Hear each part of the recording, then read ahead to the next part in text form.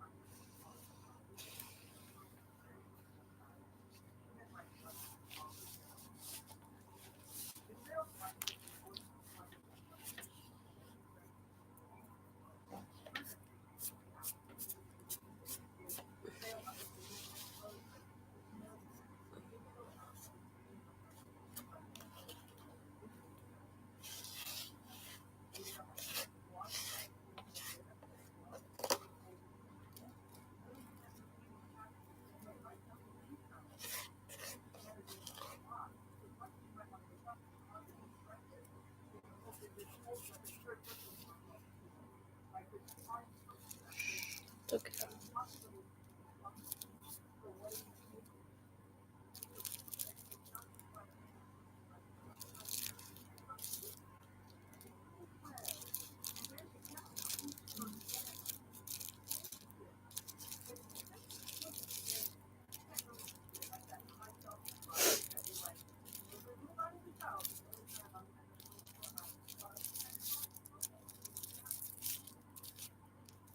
Mm.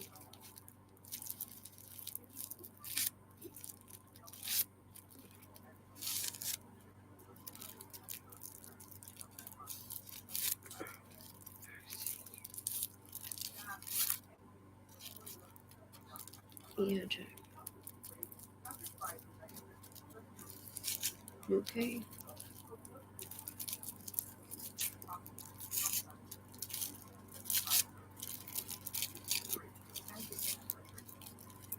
Okay, Bobby. What's the matter, mister?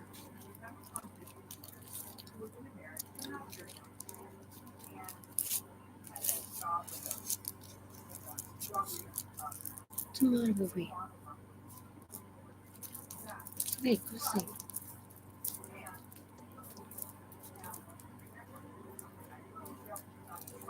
Mm.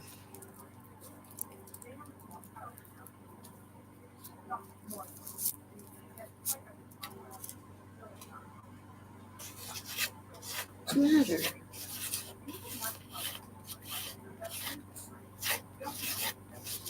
Hey, Bobby. Oh.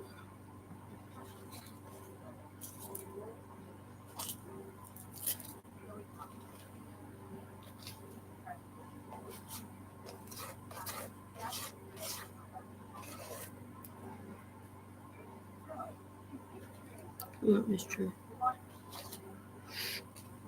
Mm.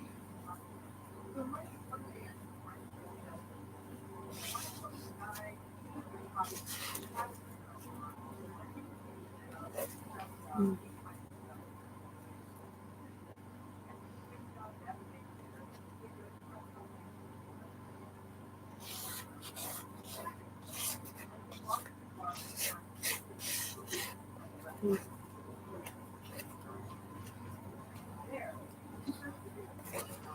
Mm. Yeah.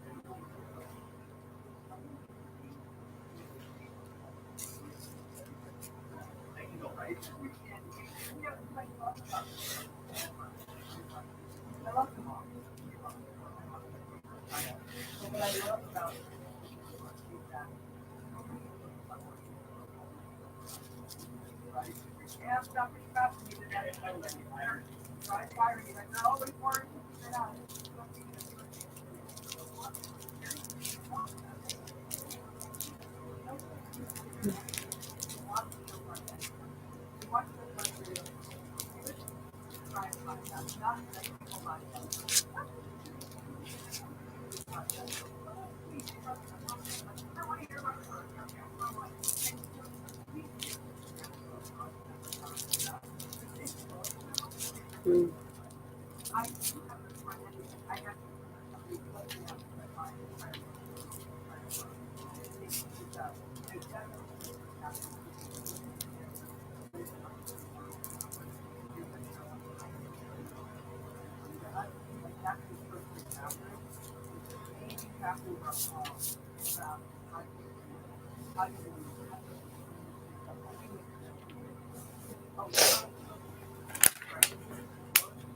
Mm.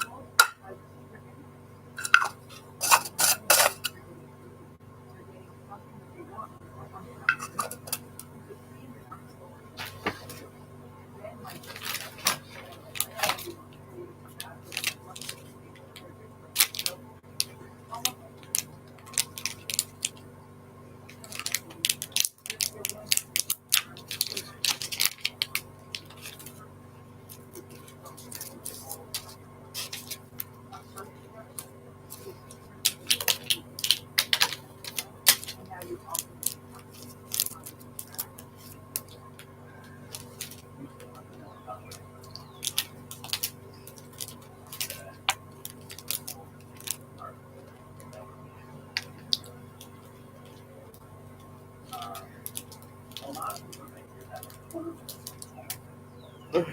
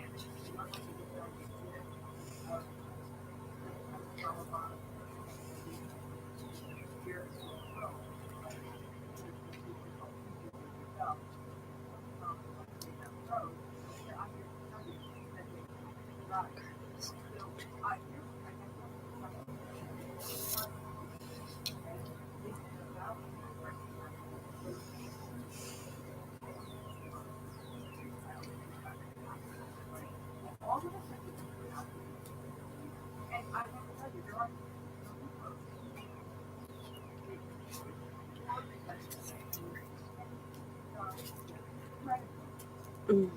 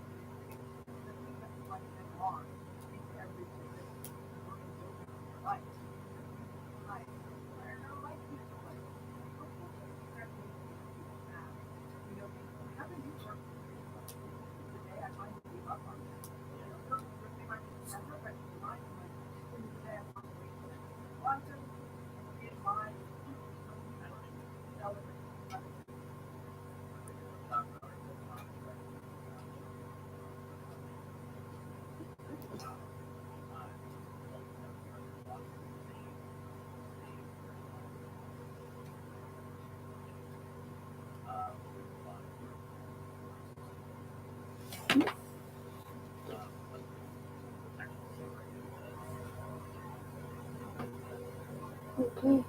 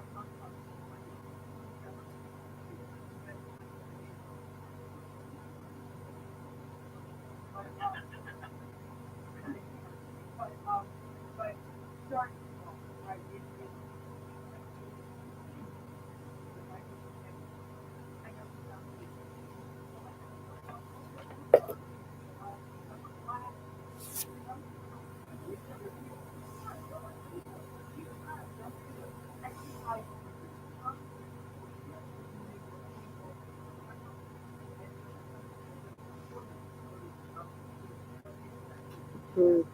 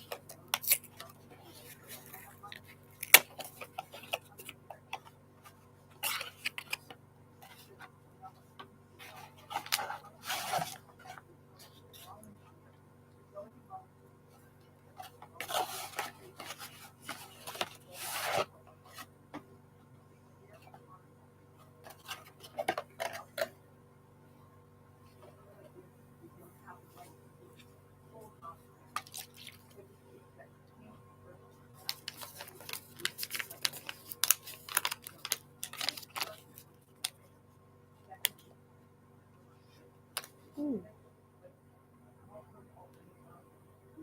Mm.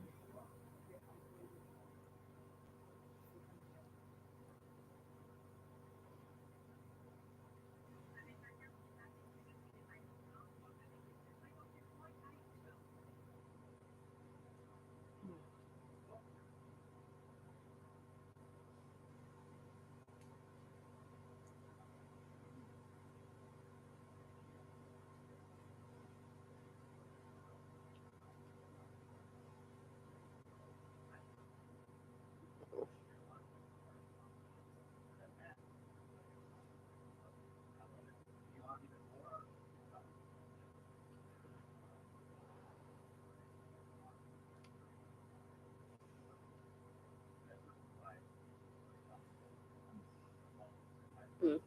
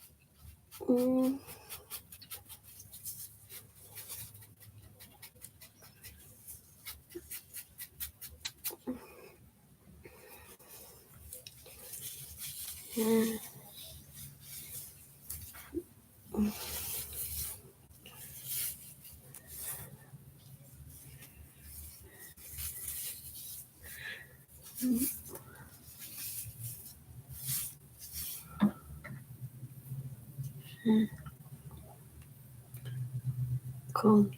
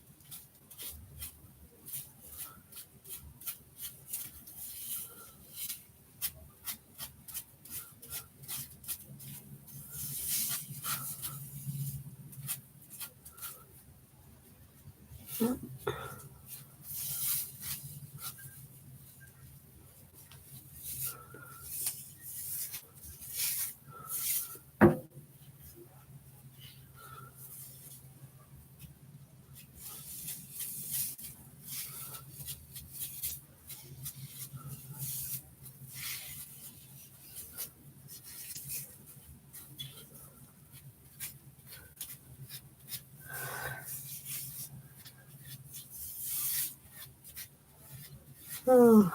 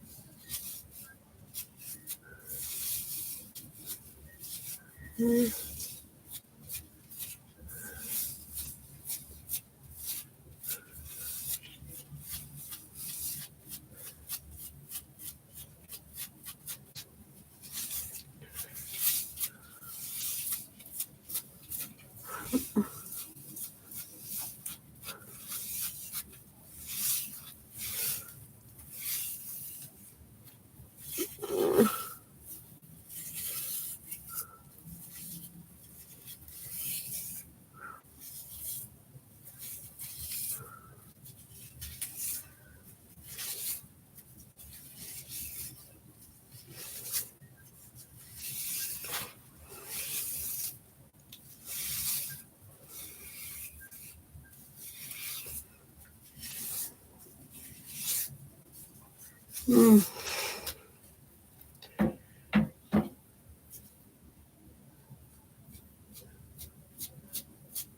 Mm.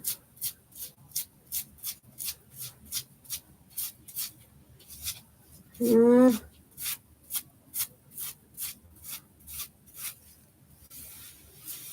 Mm.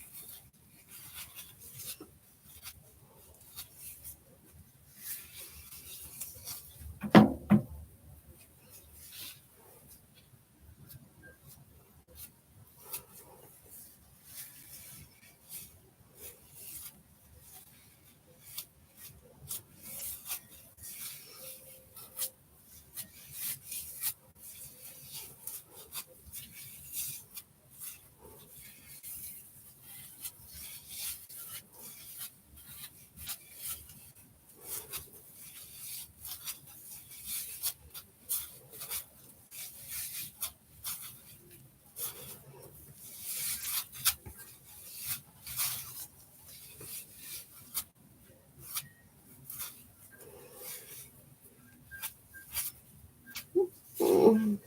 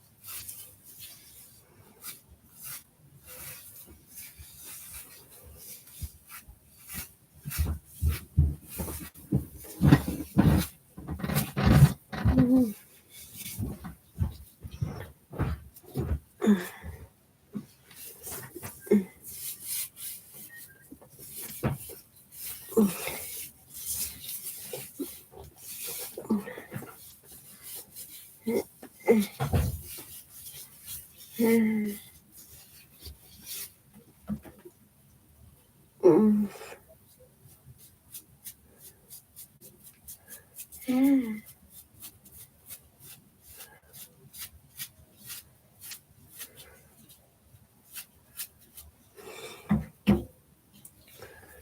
Mhm.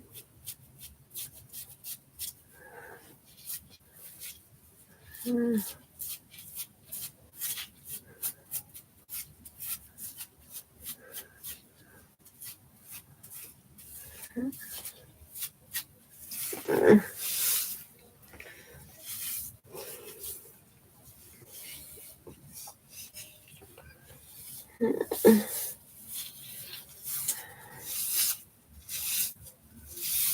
Mm.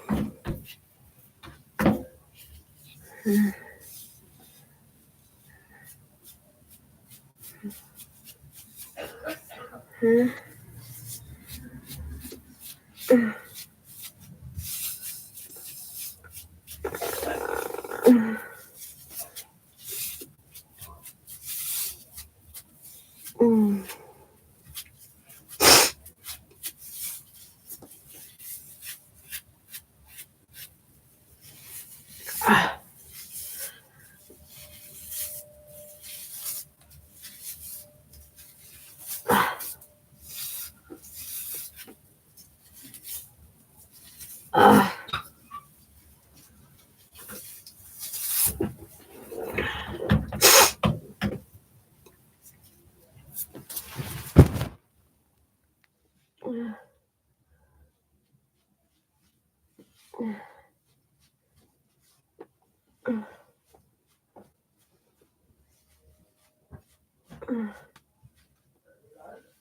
Uh-huh.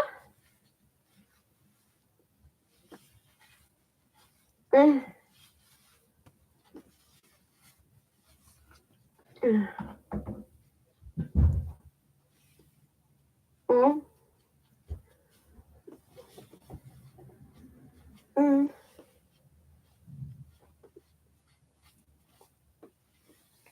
Mm.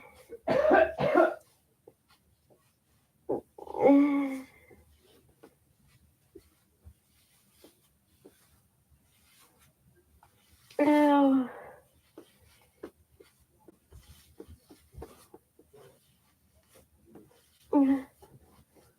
Go. Go there. Come over.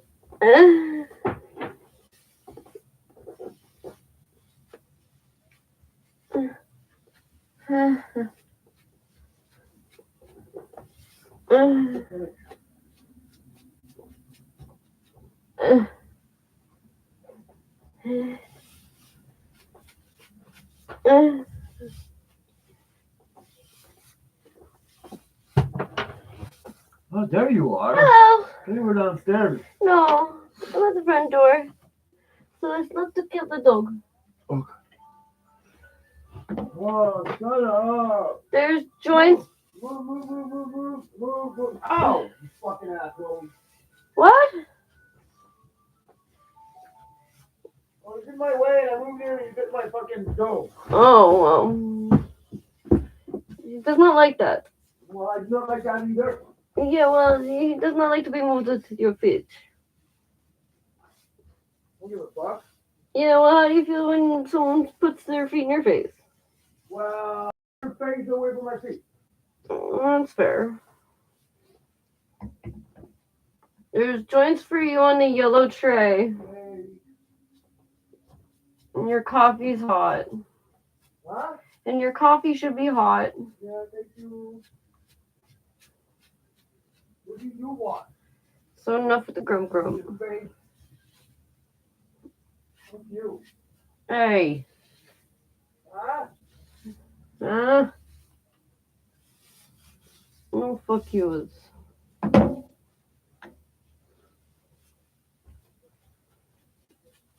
Mm.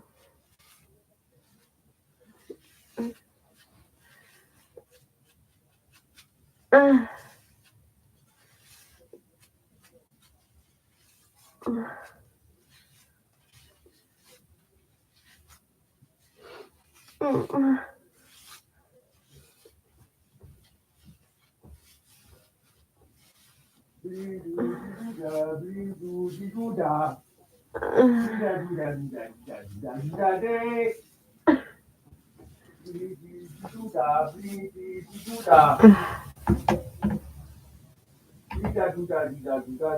Oh, yeah? Okay. Fucking BB do that. Fucking BB do that. Oh.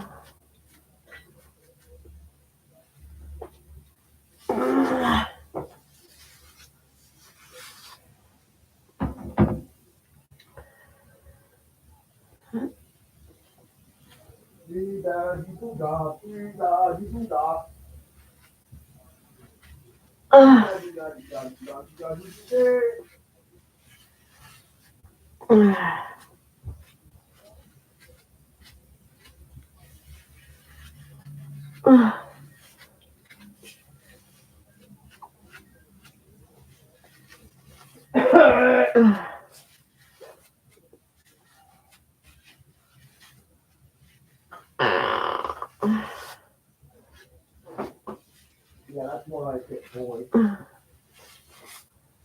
Boy.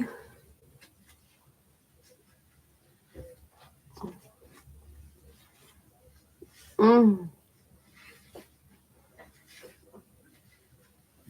Mm. I didn't want it to get up. Why? Because I was cooking. Oh. But I needed to pee. Oh. What's that? Hi. My head is on fire. Yeah, I can see that. Move the window. Yeah. I do not like that smell. No, nor do I. It's the smell of burning flesh.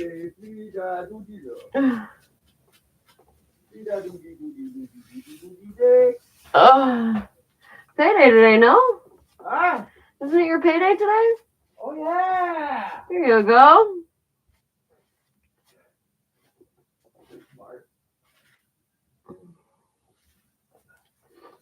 I think you like payday more than I do. Probably.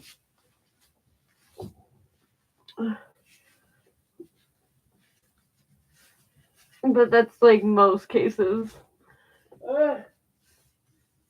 Most people who get paid are like usually not really like stoked as everybody else about their pay. Yeah. Come on.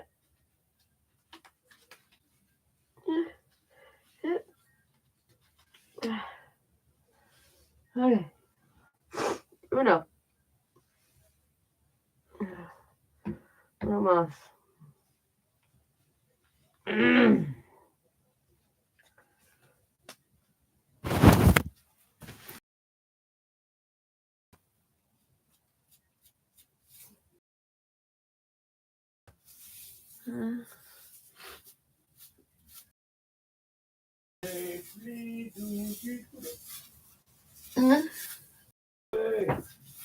Oh.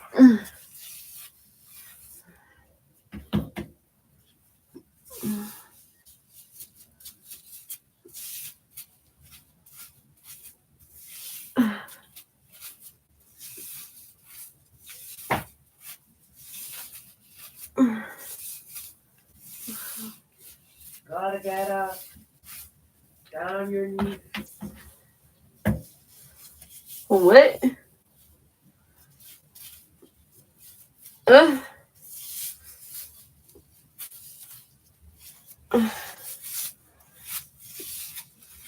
alone. Oh dear. Already? What? We need already. Been like that all night.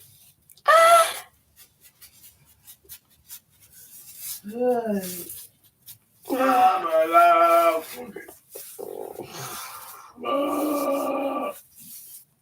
You know? You know? You know? Do you know? No.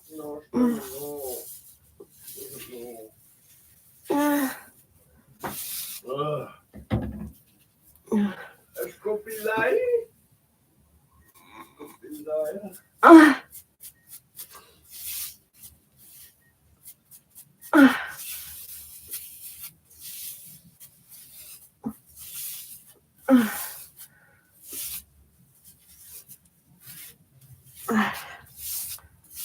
confused about this local stuff, dude.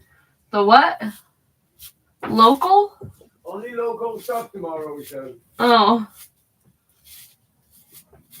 I'm alone. Maybe because, like, not to NDG because there's too much traffic.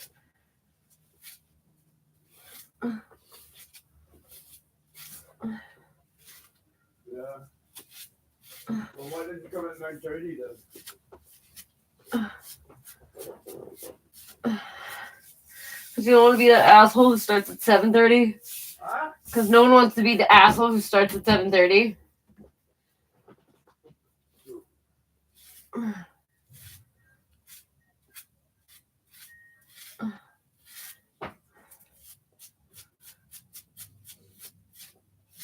Stop dropping this fucking joint.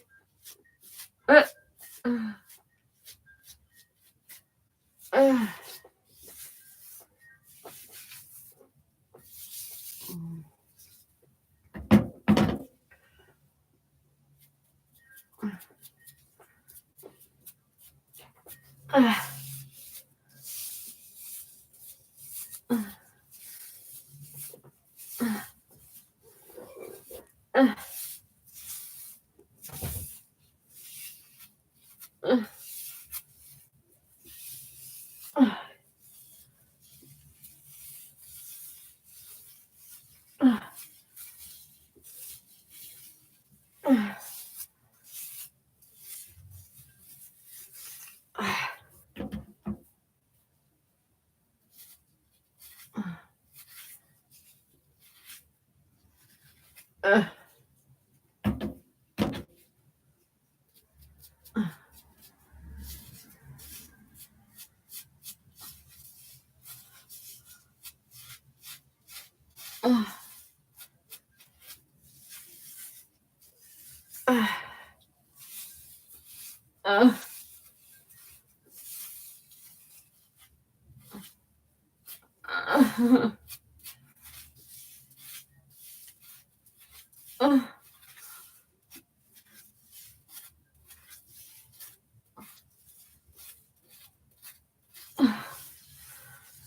Okay.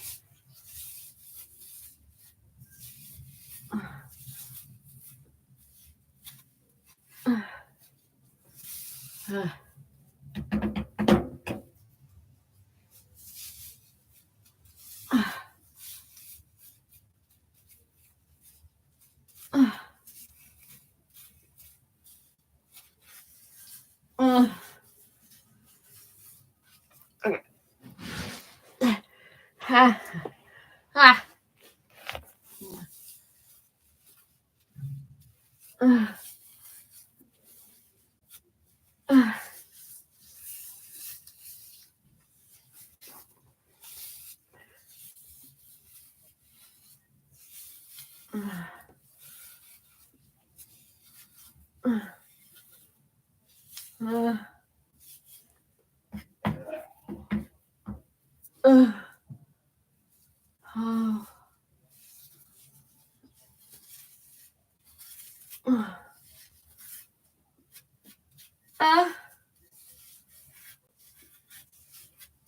Okay. Ow.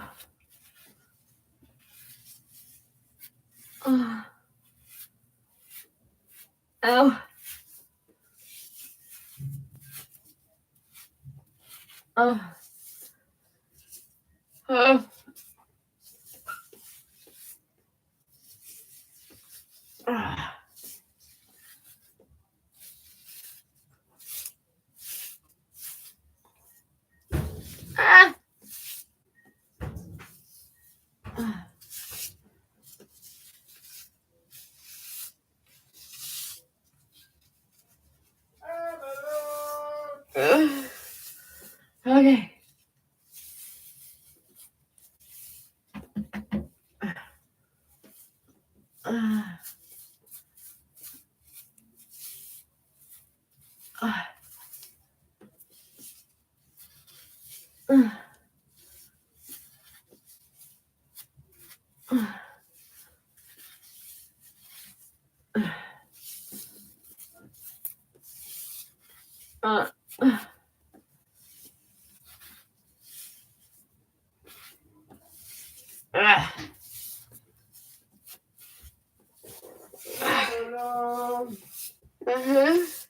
Huh? Are you? No. You're here. Right.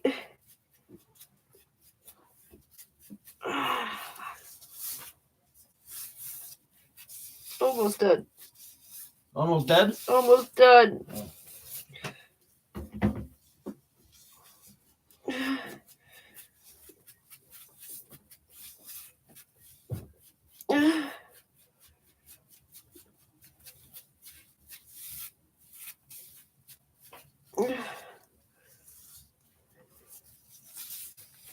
Okay. Ow.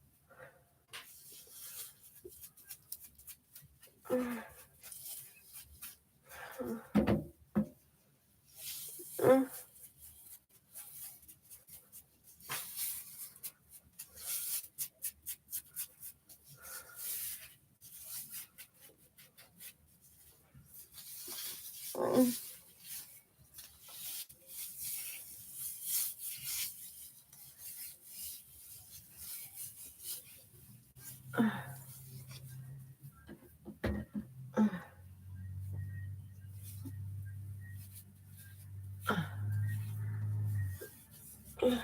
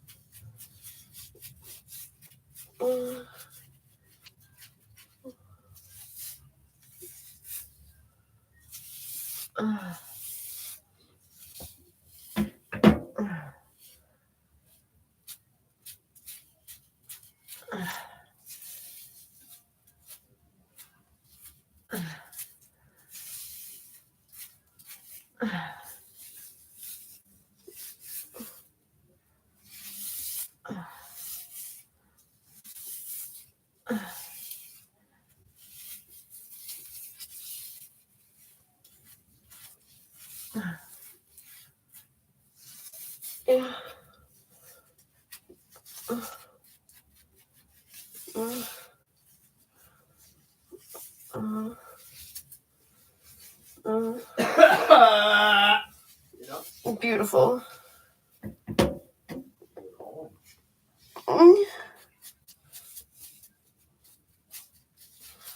Very cold.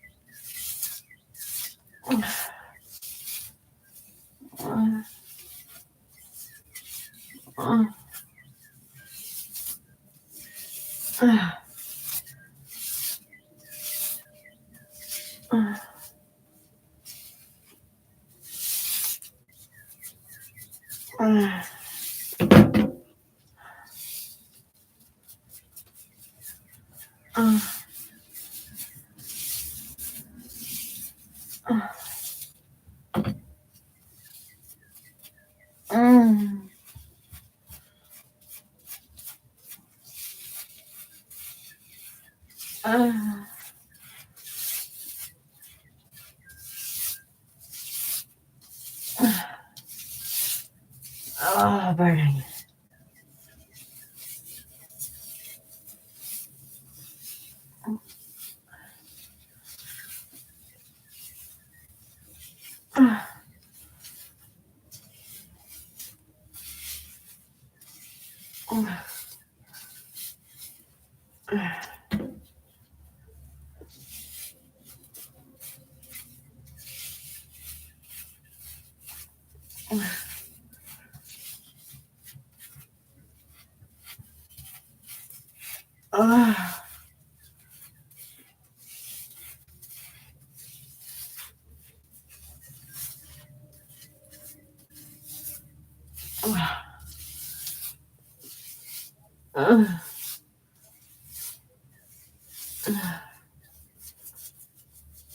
Oh my god.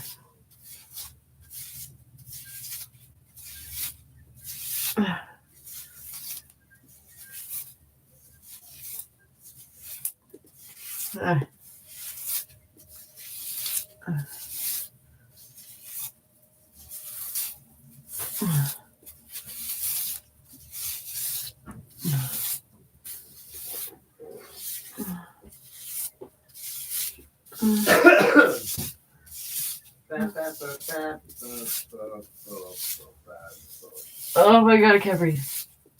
What? Cannot breathe. You cannot breathe. So you open the window. Oh.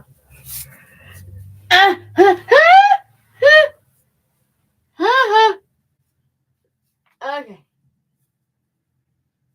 I would love it if we could stand up. Because we are the real Slim Shady. You stand up. We're gonna have a problem here. What?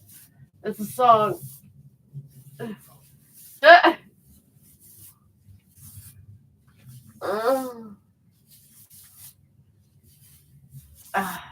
I get your attention here? Can I get your attention here? Yes. Here's the real Slim Shady. Please stand up. Slim Shady. You know why they called him like that? Because he was a little white boy. Yeah. A skinny little white boy. That made a lot of shade with his talent. That's why they called him Little Slim Shady. I listened to this whole Diddy conspiracy last night. Open the window. You're gonna die. Okay, I open the window. Okay, thank you. Maybe that's.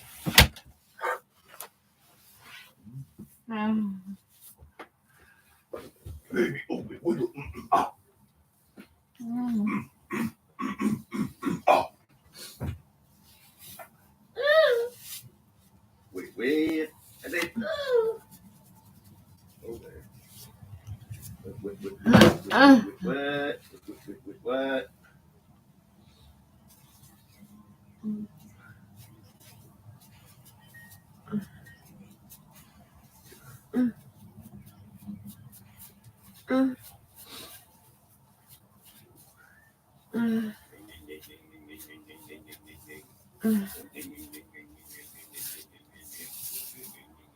He shut up. Fuck. Okay. That is so itchy.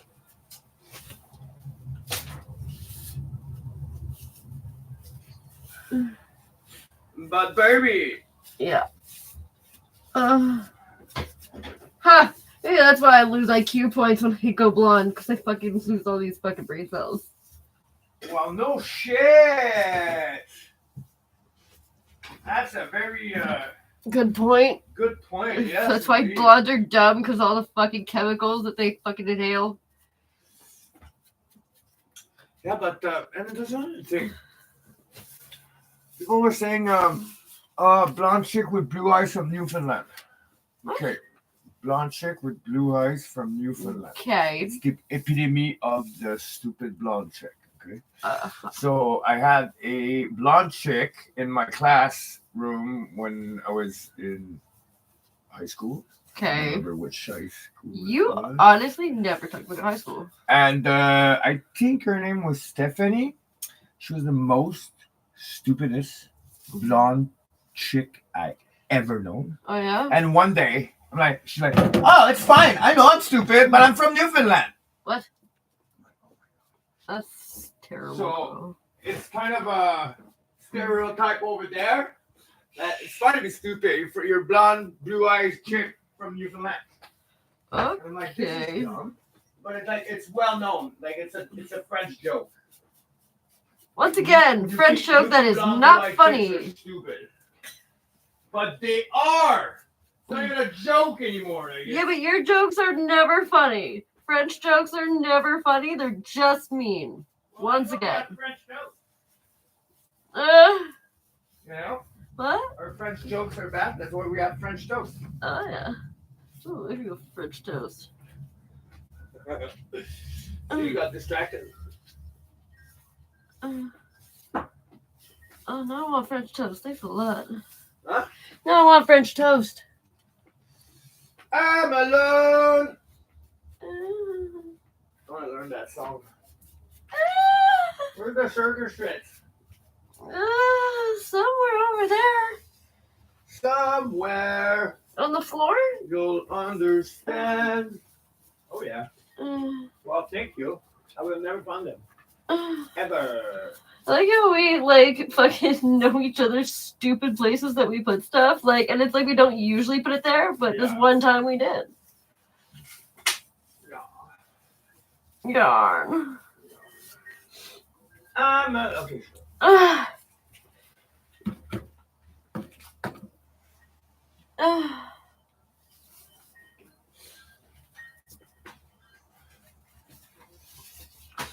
Jack is pissed at me. Yep.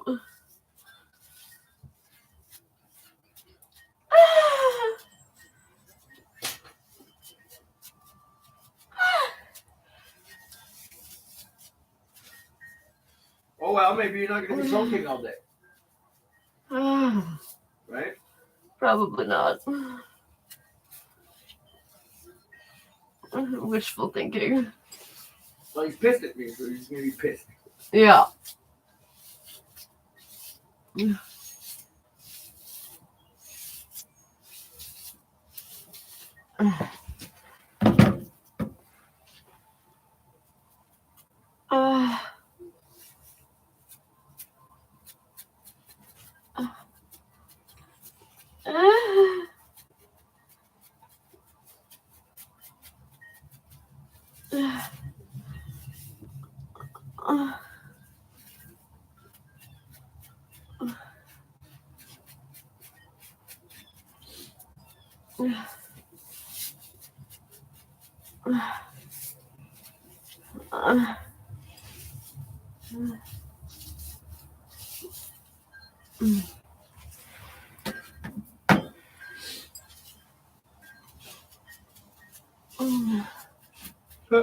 This guy's name is Darth Brennan. We're playing Marvel, bro. I think you mistake the wrong movie.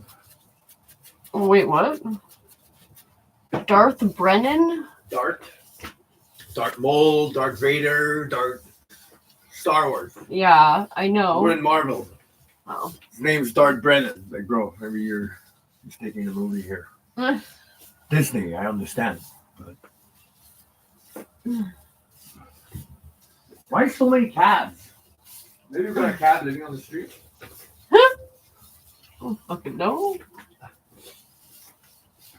Oh, it's probably people's fucking jobs pay for them. Oh, wow. Yeah. Rainbow Sean's job did that. Where he would just like bring them his like metro ticket stub, whatever, and they pay for his metro. So like Yeah, but the metro I understand. It's $3.50. yeah, but that means like on weekends when he goes to Fatal or like after work when he goes to Fatal, like they're paying for that. Really? Well, yeah. It's just like the general pass they pay for. It's like, well, that's kind of fucked up. Like, and then I think his mom paid his phone bill. Like, so what bills do you pay of your own?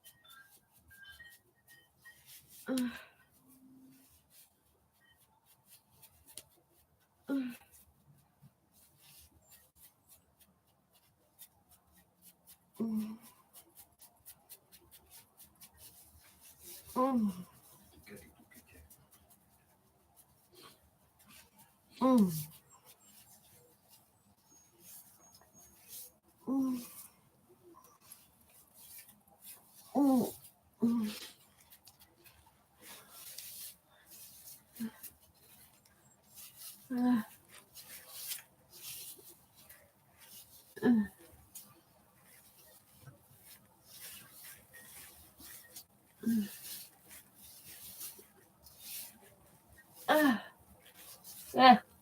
Oh, I got it in my mouth. That's what she said. Thank you.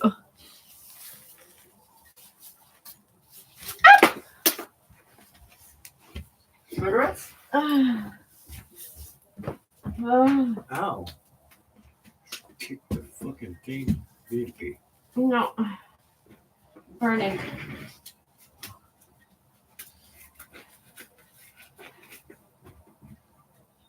You need to pee. Burning. Oh. You need to pee. Burning. Cause I'm on fire, fire, fire, fire tonight. 8:15 already, Jesus. I do well to wake up earlier. Yeah. Yeah. Okay,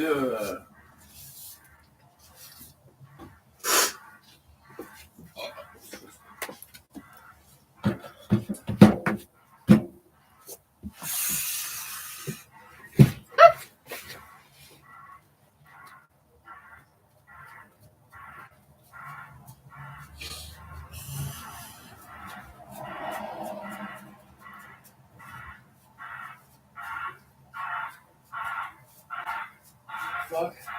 It's one of the Amazon books. Where are you backing up to?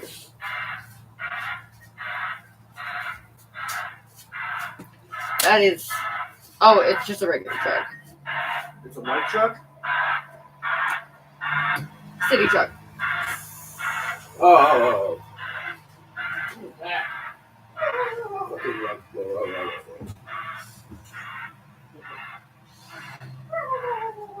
That tastes like perfume.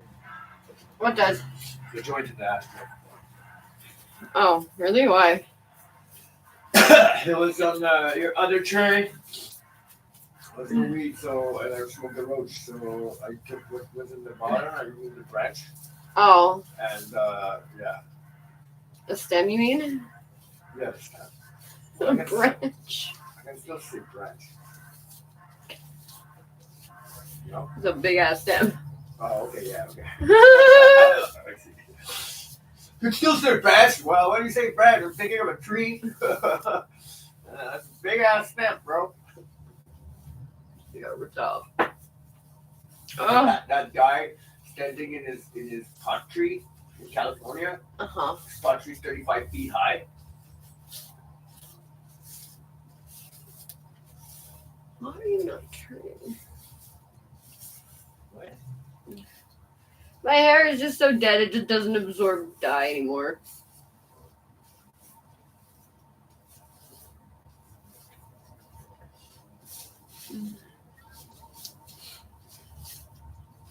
When I doing drugs, Yeah. crystal lights, and I cut my hair. Inside of my hair are gray. Oh, weird. When I don't do drugs and I cut my hair, the inside of my hair are golden. Oh, that's fucking bizarre. It is bizarre. Wonder why that happens. Because you know that you can. Is that how dirty your pores get? Is that why? You can tell what you consume into your hair for like. That's true. Yeah, it's kind of It weird. used to be the police, if they pulled you over, they could. At one point, they were saying they could test your hair sample. You see if you did drugs in the past. Yeah. Oh, accurate. Oh, okay. Probably just about as accurate as all the other fucking tests they do. I'm talking about blood test. Even then, like a blood test, I'm like, I like when science says there's tiny little possible ways to find out stuff like that, but not like, oh, it's super fucking accurate. I'm a cop. right? Fuck off. No, sit back down. Okay. Okay. I usually agree with myself, but they did not.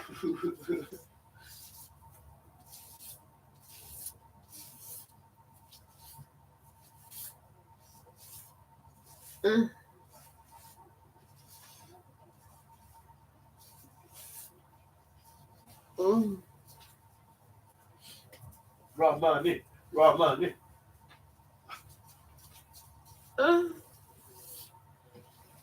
What a mess.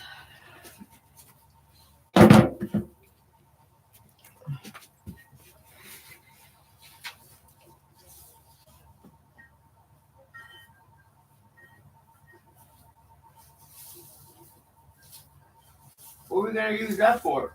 What? You think the shelf? I don't know yet. I'm still trying to figure I'm out. gonna sand it and paint it.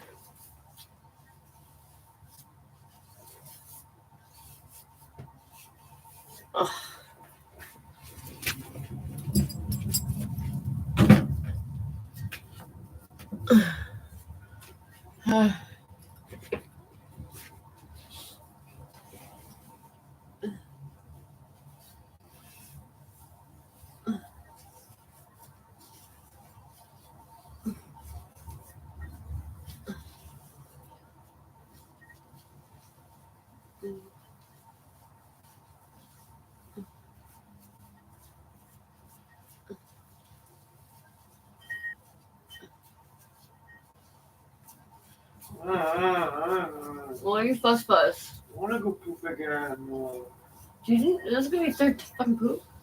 Huh? This is the third time you go poop? Yeah. But it's always the same poop. Huh? But I don't like the toilet paper. I'm sorry. I should get some more.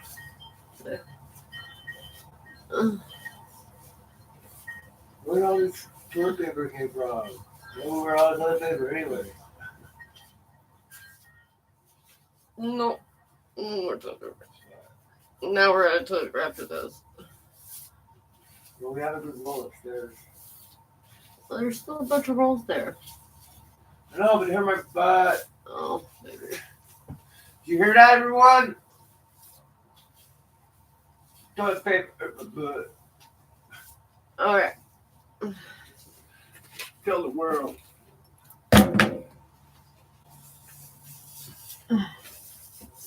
Hi. Hi. And you're blonde again. Ish.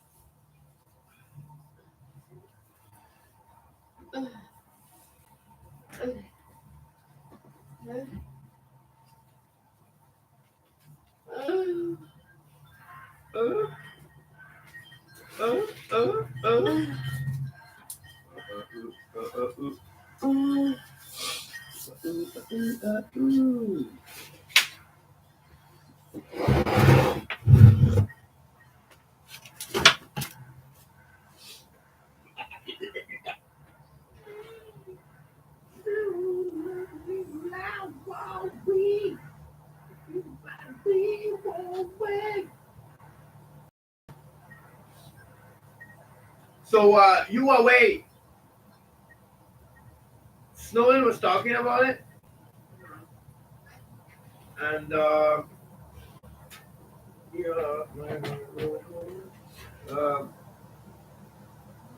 it's Wei Wei. That's how he called her. What? Wei Wei. Really? Wei Wei. That's how he called her.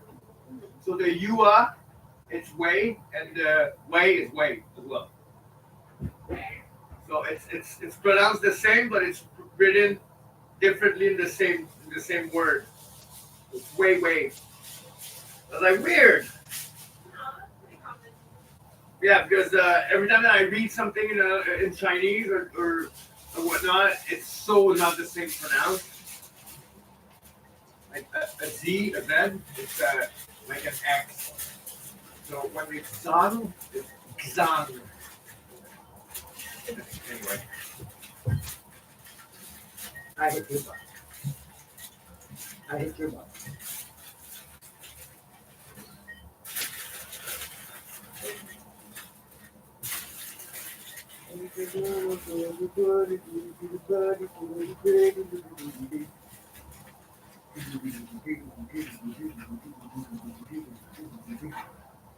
Ha ha ha! Everyone's gonna think I'm conspiracy theorist. Well, every time that someone talks about that, I tell them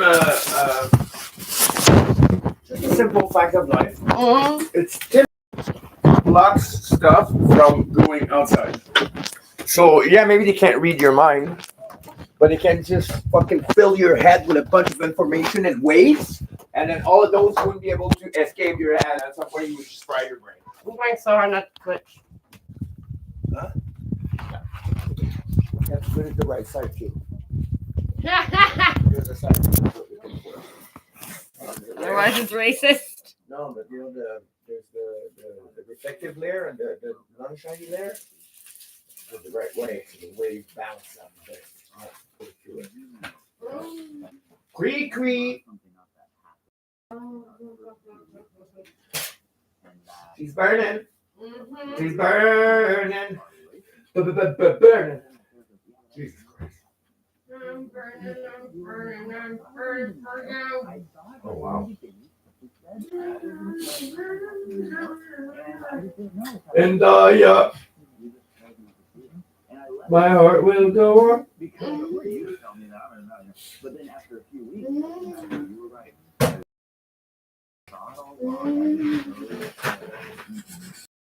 It makes our foundation. On the other side, I see folks is like he's having a bad day at work. Bidim boop, bidim bop. His Yeah. father's been really sick.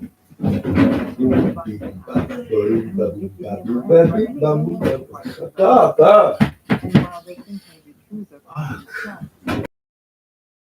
Maybe I cannot shut up. is unacceptable. Perfect. I want to stop it right there. That was so many great takeaways. My big one was going. Both. Yeah, I've never done that, and I probably should. Yeah, I mean, like I said, warn folks, before they show up to their therapist's office with a they find boxes of records, and they end up open their phone.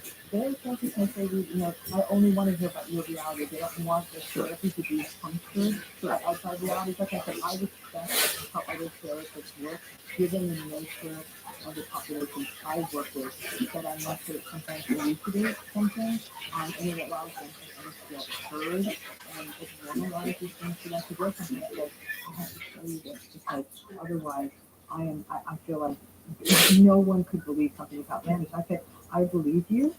If this helps you, by all means. I'm just She said, okay, I believe you. I'm trying to help them feel sane and yeah. By whatever. Yeah.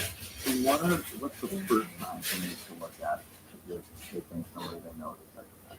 I mean, you come to find out that they're breaking major rules, moral codes, ethical codes, or laws. Now, obviously, on the first. Oh my God! I just wrote the law bracelet around their ankles. People go with the law bracelet. Yeah, they're not going to. I don't think that most people are going to like put a rap sheet in front of you on a first date. So, but pay attention, even to look at how they might handle rule breaking in a relationship. I don't know. They might, from a like I don't know, place of business. Local. Small transgression. Could it mean like to make your needs easy. a room, a warehouse, a local? Is that a word in English? Because un local in French. Yeah, I know. Okay. But not. Oh, okay. It probably he just wants to avoid spending a shit ton of money on gas. But it's not. Yeah, Being stuck in traffic. but local stuff mean in the area then? Westbound. In West Or Island? West Island, I mean. Okay. Probably just anything on this side of the 20. Nothing before like the Murphy. Well, if it's my new favorite term at work. Right? That they may actually be married to someone else at the same time. You tell them that, like, so I have to ask all my night long girlfriend. I've been trying to figure out what fucking meant by that. I asked my girlfriend It's like locale, is that it? as well, right? Yeah, but He has to with his job. no, it's just the trucks are probably a lot in gas, Well, yes. which he probably didn't realize, which I kind of like. No, I'm he kind of does enjoying- realize. He knows. But I'm kind of enjoying like this whole like New, him being a bit cocky it sounds, and like telling his father was what, and like now you get to watch him be like, oh, that's why. well, like, the other day, he's like, so would you like in the truck to have a bin for accessories and a bin for power tools and stuff? I'm like, yeah. Yeah. Like, because that would be clean and everything would be in two bins. I'm like, yes. I come back the next day, there's two blue bins in the back of the truck. All the power tools are in one box, and all the accessories like caulking, gloves, anything else are in the other one. I'm like, wow. I'm happy. Oh my god, a boss doing boss things. If you find yourself in a relationship, An efficient boss. Who would have thought? Miracles happen. He said, I will call you at 9. I said, okay. I would say that we wanted to look for inconsistencies in our story. And find out- He said, I'm going to be at 9:30 local stuff tomorrow. And I said, okay, I'm not sure what you mean by local stuff, but anyway, I'll be ready in the morning. But I will call you at 9. I said, okay. But like he knows I'm up. Yeah. He must like that. Yesterday it took me 18 minutes to answer because I was in the bath. Yeah, but that's afterwards. I was not in the bath. I can't call it I'm in the bath. I'm soaking in the tub of water. Yeah, but like You're in the bath. afterward, you're no longer like obligated to immediately reply. No. You take baths. I soak in water. Well, you take bubble bath. No. And that you're in the eye line of a grifter kind of person at this point. So look for the inconsistencies. It's because it's Apathy is not. I'm in the water and then I don't know. But My eyes, like when I want to wash my products, the water on my face. And that's how I wash mostly myself. Scrubbing on my face, and then after that, when I use soap, my face is already tasty. People who have like really are breaking rules in this consistent way. I like soap in water. They're, and they fail to take responsibility, and they're deceitful, and they're manipulative, and they're exploitative. I mean, these things tend to hang together. It's very rare that a person exploits other people, but then they're Somebody's really pissed at sweet and me. they fail. Somebody's pissed off at me. Like you're not Somebody's gonna pissed kind of off. hang out Somebody's together. pissed off. Things Mr. fluctuate Pissed off, Mr. Pissed off, pissed off, Mr. Pissed off. Hello, Mr. Pissed Mr. Pissed off. You're a dick. Mr. Christoph, hello, Mr. Christoph. Hello, Mr. Hello, Mr. Hello, Mr. Googly Bird. He would already bit you. What you want to do? Well, he was in my way. I had difficulty to walk, and I almost stepped on him, and he bit me. You can't walk into HR and say, hey, What was the it? person who next people go to psychopath. Oh, the butt, the butt. Anytime you start a new job, you almost have to do kind of paranoid. You start considering emails, you get folders, you get that stuff off the server, you print it off. Like, there's all these steps that you really think you're working with a psychopath. You're if you unhappy. you document things. Poor dog. You like this English muffin? You want to ensure minutes are being taken of meetings. You want to, most times Yeah. people scan minutes and don't really pay attention. Yeah. Pay attention to those minutes to that much. Yeah, yeah. Oh, did he eat the meat that was on his thing? Yeah. Oh, cool. People that you can trust, but Cool.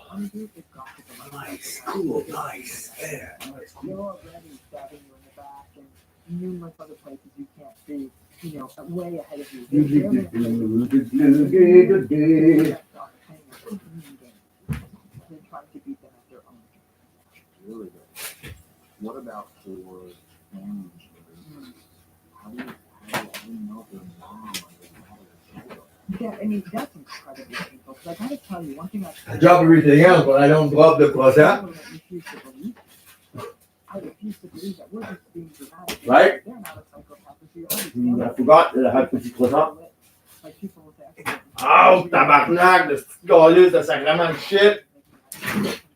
it can be very meant to be that one after his both of his parents is a psychopath. It's a very painful revelation. But I gotta tell you, you probably figure that out in your child. Psychopathic parents tend to be abusive. That's a nice word. It's scollus, the sacrament shit. There. One of the more famous psychopaths out there is Right. Bernard He uses a classical example Merci. of a psychopath. When you look, and he was very wealthy, and he raised his children up with tremendous comfort, he certainly wasn't beating them with a stick, Pa, pa, pa, pow. putting them in the basement or depriving them. But there was a cruel edge to it. And his kids would acknowledge that if you watch any retelling of that story, this was definitely not a comfortable relationship. Some people have psychopathic parents. That is, a mom who's really, What? whatever their shoes. I can't stop. I can't stop. See? You're doing the same thing. Yeah. Horrible person that will come home, and they note this behind how seamlessly the parent would go between the two worlds, and so and put their child through unrealistic kinds of expectations. So people, it's not like a person wakes up at 30 and says, "Whoa, yeah, the psychopath." Is there such thing as a self-aware psychopath? The funny thing about psychopaths is I don't even think they get mad if you call them psychopaths because they don't care what anybody thinks of them. So if you go up, they'll laugh it off. It wouldn't be like even a narcissist is super defensive. But a psychopath, if you want to call me a psychopath, call me a psychopath. So that's how they respond, but do they think, They're not, I am a psychopath? yeah, no, they're not affected by the evaluations or labels placed on them by other people. What they don't like, I know they're not affected by it, but do they recognize that they are a psychopath? maybe, yeah. Maybe. Yeah, they might. In some cases, they might. And if anything, it's like there's a sadistic greed. Mm. You see what I'm saying? Like they may recognize it. Like how cool that I got. Like how cool. Like I'm a psychopath and I'm getting away with it. Or I'm a psychopath and look how much money I'm making. It's almost like if you, I don't know, it's like finding a bag of money on the street dropped by an armored truck, and like no one's around, and I'm picking it up and I'm walking down the street and I'm getting away with it. Like their whole life is about getting away with stuff. So if anything, that psychopath might even be like a badge of honor. But I think they're impervious to the criticism of other people. That's where they're different than the narcissist. The narcissist hates being criticized. Right. The psychopaths don't. What are we not talking about when it comes to identifying a psychopath? I think that with a psychopath, it is really about looking for inconsistency inconsistency in mood, inconsistency in life history, inconsistency in their stories. The problem is, we so want to believe when we meet someone new that the stories are real. I just met this super cool person that we make the puzzle pieces fit, even when they don't. I tell people, listen, when the dates don't line up, recreate it. Listen, Google's making some of this stuff possible too. And I mean, it's not like I want everyone to, like I said, go out there and play like junior detective. But if you're being isolated from anybody who knows anything about this person, pay attention to that. You know, before you entirely buy their recreation of, look for things that don't add up. They have this huge job, like they're so successful, but they don't have enough money to get this month. So can you help me out this month? Like next month, a big payout. So I've got everything covered from then on in. You know, anything that feels like a hustle. What's that? We are seeing that there are certain programs, like for example, presentation programs. Is that the thing they use during the American election?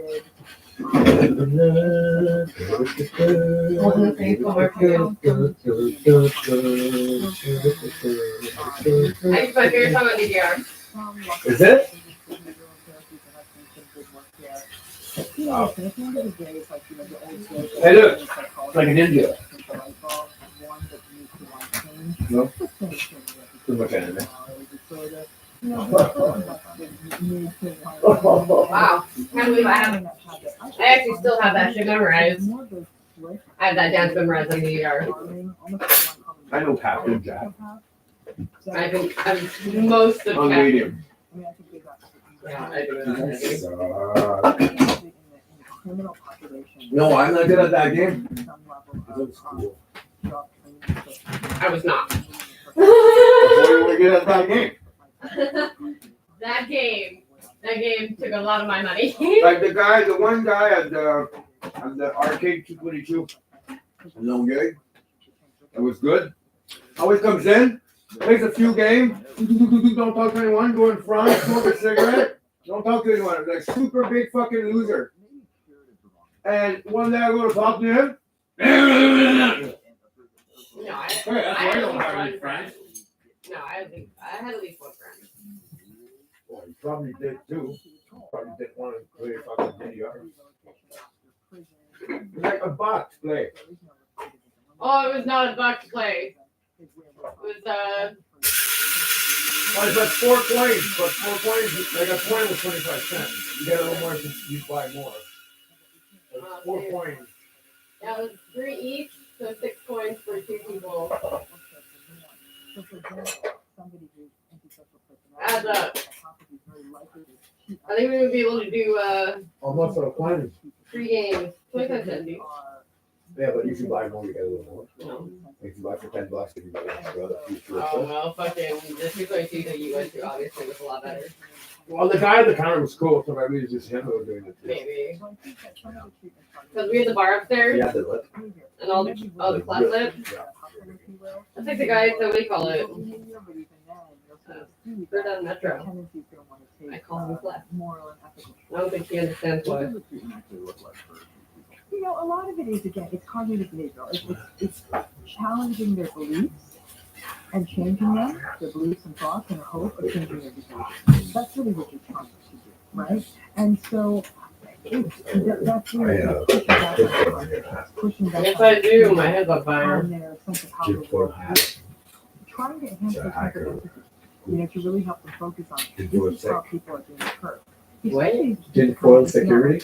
Person-on-person crime and violence. It's the name of the Something hacker. that feels more remote. Tinfoil To help security. them Did not know that. see that this is Nanu.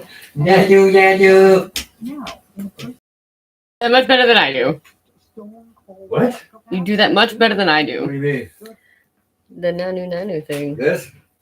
Well, you're very more enthusiastic than I. That was fuck. I have to pee. Oh. I'm not into that kind of stuff. Why are you being a whore? Oh, me? No, the computer. Nice position. I'm trying not to pee on the floor.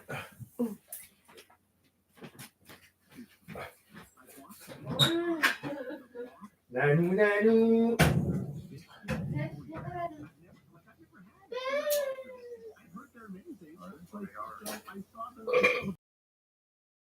And the old cheddar was on sale. So now I have all of the ingredients. Wait. Sure enough, from Costco. Wait. Yeah. Sorry. I've got lost a little bit.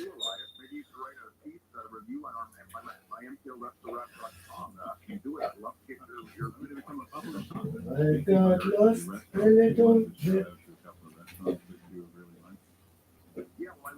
Hi, mister.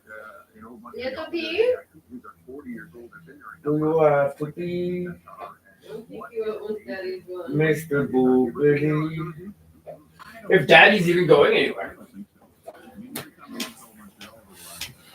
Probably. We're probably. Yeah. I'm the local stuff thing.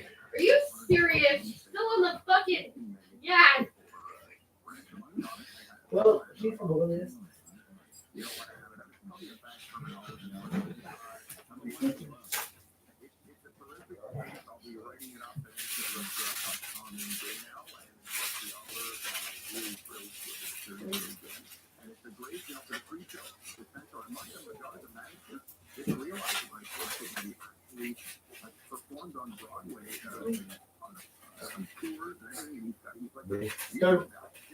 The boobity. The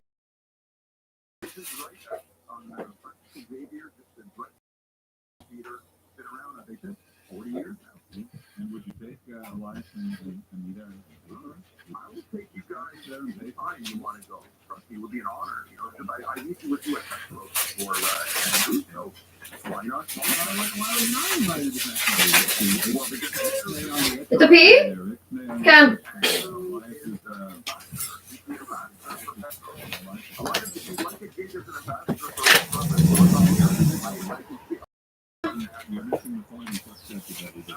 Go. Outside. Frolic. Move, please. Go pee.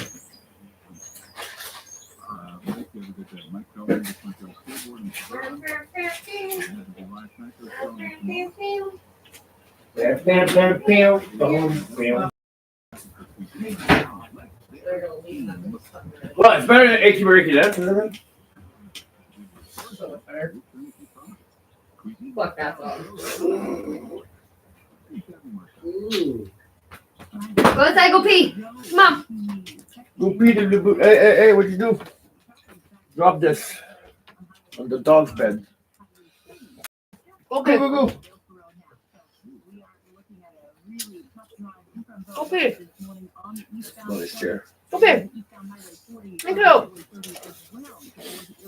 Why gotta be a fight? You know you have to pee. Go pee. I know. You have to pee. Hello. Go pee. Thank you. Well, that's just the rate. Good job. That's just the rate.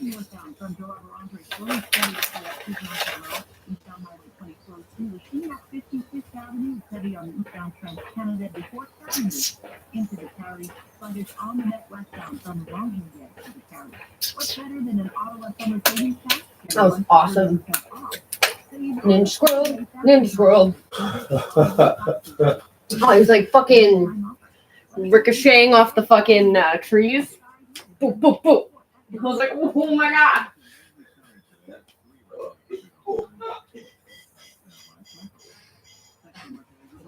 Well, you opened the door. I turned off all the heaters.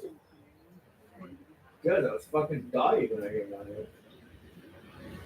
When I woke up in sweat, I know that the heater was on all night. It's not a bad thing. But I mean, when I come down like, can't breathe. What are you yelling at?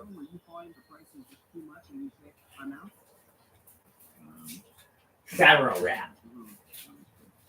Saron wrap. Saron wrap. She's unfolding the Saron wrap.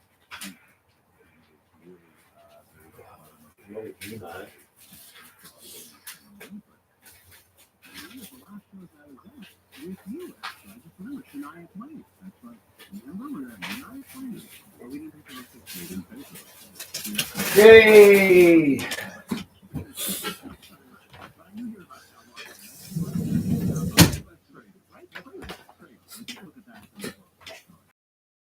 That's your lunch taco show coming up after 9 o'clock. Hi, I just today with that restaurant. Please send me the name. It's called Bonaparte.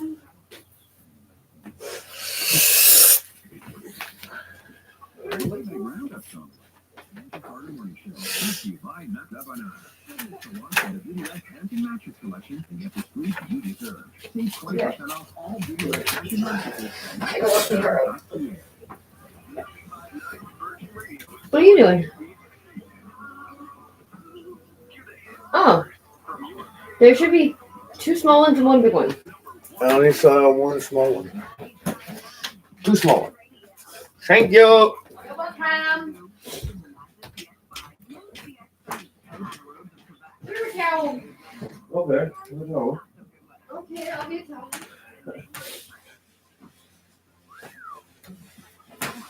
Towels everywhere. Oh, wow, wow.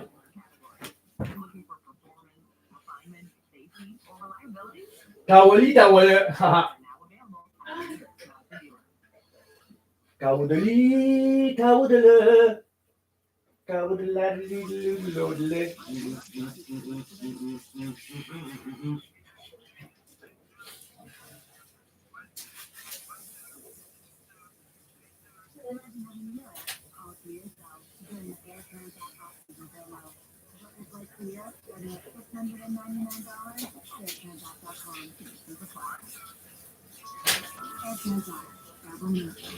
Hydro Solutions. There's the water. Charging station. That's how we roll. We take that. We install. We remove. We create. We trace it. We measure. We level. We set it off. We unplug. We reconnect. We assemble. We calibrate. We adjust. We park. We factor. We pick up. We only need what is Hydro Solutions. We rent. We sell. We install. We get it done.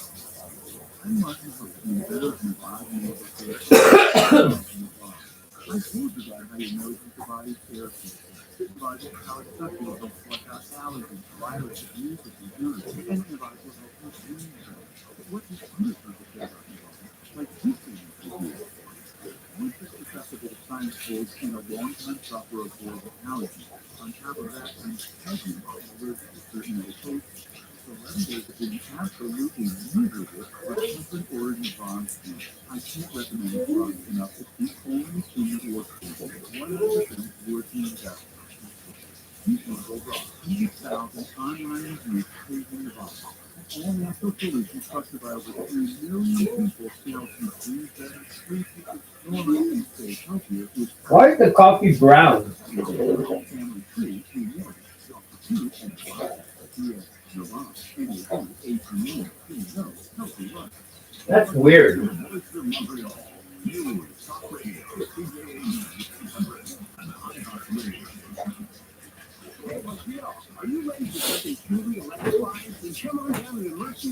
Oh, did you put your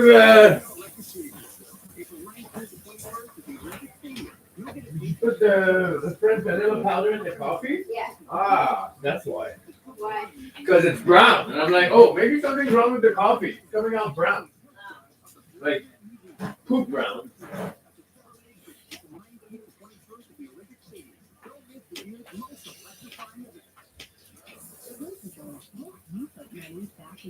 Vanilla ice, baby.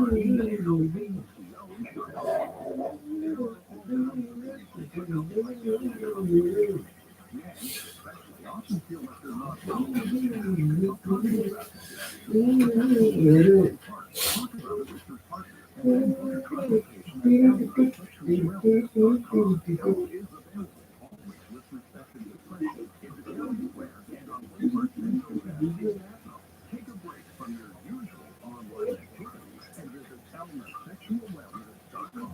Please present the original remedy serum promotion in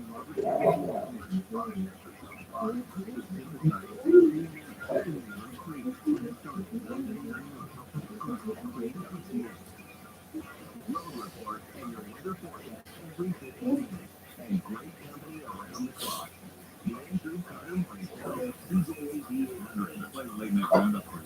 Second to third, how about this Neil Brennan from the Certain Special breaks down the overuse of the term trauma. Everything's coming in. What is it? I have so much trauma today at Starbucks. I was literally shaking. Well, you're addicted to Adderall, so that's a job. Also, ladies, if you go around social media, probably not trauma. Trauma's a physical thing, not a vibe, a physical thing that happens to you that's so jarring to your body's spirit that you don't know how to process it, let alone post it on social media with captions and music. Like, good example from World War II. All around the country, World War II never mentioned it once. We're like, so I was just in Germany. It was I'm sort of into Normandy. I literally died. You guys turned up one of my triggers? Stephen Colbert, he was on Saturday Trump held a rally in Pennsylvania. Trump's brain didn't seem to be working too good. Here he was trying to talk, I think, about immigration. Just this week it was reported that an illegal immigrant was in, and you just look at this, what's happening. Just called in Pennsylvania. He took a moment to talk about Gettysburg, what an unbelievable battle. The Battle of Gettysburg, what an unbelievable. I mean, it was so much and so interesting and horrible and so beautiful in so many different ways. It represented such a big portion of the success of this country.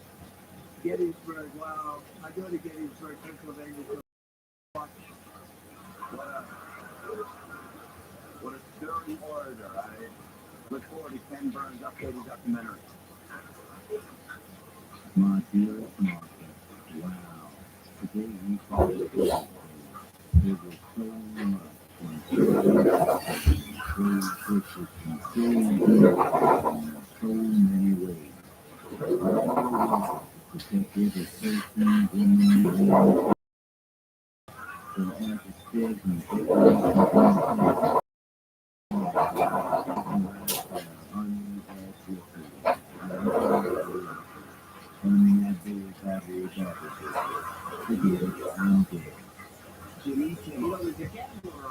He's not allowed to make inflammatory statements about witnesses, families of support staff weighing into the courtroom, co-learning smoke immediately via.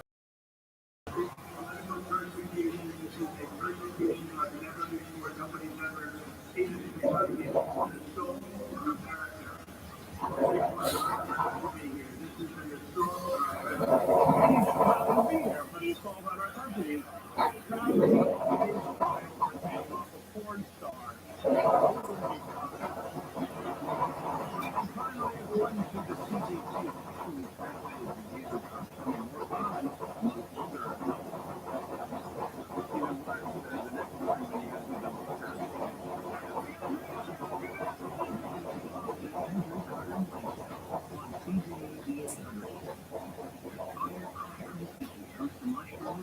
Good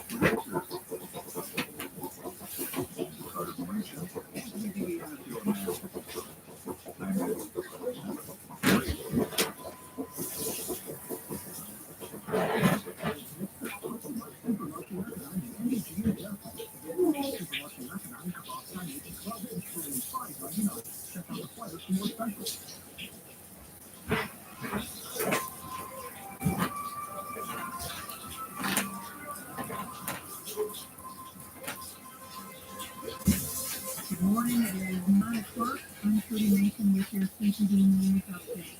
Some sun, some cloud today, a high of 10 degrees. Weather details coming up in a minute. In Montreal right now, 3 degrees, and here's what is making news. Will Quebec follow Ottawa's lead on capital gains? Coach and NBG says it will have a warming shelter next winter, but not like the one this past winter. And jury selection in the Trump trial.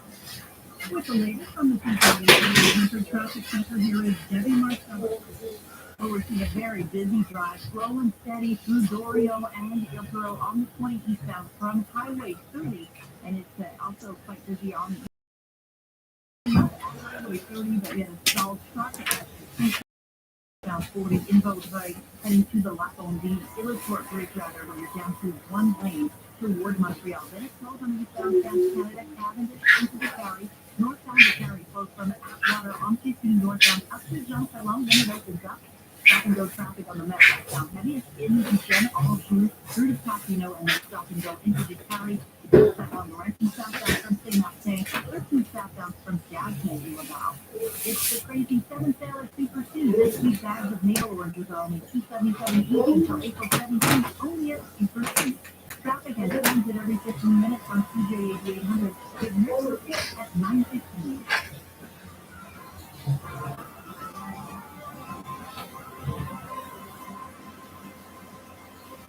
In the news, the finance minister says he has not yet decided whether to follow the lead of the Fed and hike its capital gains tax. In the past, connected similar circumstances, but Eric Giroux tells Lafayette, harmonization is not automatic and will require some study. Before yesterday's budget, both Ottawa and Quebec set the inclusion rate at 50% of capital gains over $250,000. The Assessment calculation is that harmonizing with Ottawa at 60% will bring in at least hundreds of millions of dollars in additional revenue for the province. Something else in the budget, the Feds are going after car thieves by creating new criminal code offenses. The Insurance Bureau of Canada says a record $1.2 billion in claims were paid out in 2022 for vehicle theft. The Liberals made up create new criminal coverage for those who have violence off owning a vehicle or for people who have been evidence crime. They also want to make it illegal to own or sell the electronic and digital devices used by others used to steal cars. And if someone had a use in their operation, that would be considered an aggravated factor in sentencing. The changes were proposed after a national auto theft summit was held in February. Sarah to the Canadian Press, Ottawa. Borough Mayor in Coconut NBG says there will be another nighttime warming station in the community next winter because the service for the homeless is needed. But it will not be the same as the one which spawned a slew of complaints in recent months. Neighbors of the center near Coconut Grove complained about late-night fights and other violent behavior, as well as open drug use. Even the community organization which provided the space says the project was a monumental mistake because workers used a high-tolerance approach to misuse and misbehavior. The borough mayor tells the Gazette all options are on the table for next week. A jury took just a few hours last evening to convict 3 men of mischief during the 2022 border blockade at Coast, Alberta. Alex Van Herk, George Jansen, and Marco Van Hugenbach were charged with mischief over $5,000. And Herk says he doesn't regret what he did in Coos. I'm proud. I'm proud. I guess that's what it takes. The weak and so politicians, the real stand up for what is wrong, I guess, and your self-sympathize. And we'll do whatever circumstances. The border blockade shut down the main crossing between Alberta and Montana for 2 weeks in protest over COVID restrictions. The sentencing hearing for the man is likely a few months away. And jury selection will resume tomorrow when Donald Trump's hush money trial. ABC reporter Aaron Kaczynski has more on the first 7 jurors who were seated yesterday. There are 3 women, 4 men. Non-college who said no one's above the law. So the opinion of Trump responded, I don't really have one. A teacher from Sunday's police officer said President Trump speaks his mind. I'd rather that than someone who's in office and you don't know the answer. There are 2 attorneys from big law firms and a grandfather from Puerto Rico who called Trump fascinating and mysterious, saying he walks into a room and sets people off one way or another. A young software engineer at Disney says, I will be fair and impartial, a foreman originally from Ireland. Trump has pleaded not guilty to 34 felony counts of falsifying business records as part of an alleged effort to keep police and he says bogus stories about his sex life from the murder during his 2016 campaign. For more news, go to TJAD800.com or download the iHeartRadio app. Your gourmet weather center forecast. Cloudy over through the day, a high of 10 degrees, mainly cloudy tonight with a low of 6. Tomorrow, a mix of sun and cloud early on, rain in the afternoon, a high of 13, and yet a Friday, periods of rain and a high of 12. In Montreal right now, 4 degrees. For all the news during the day, stream us on your smart speaker. Just from TJAD 800. Next, this is a news update at 9:30.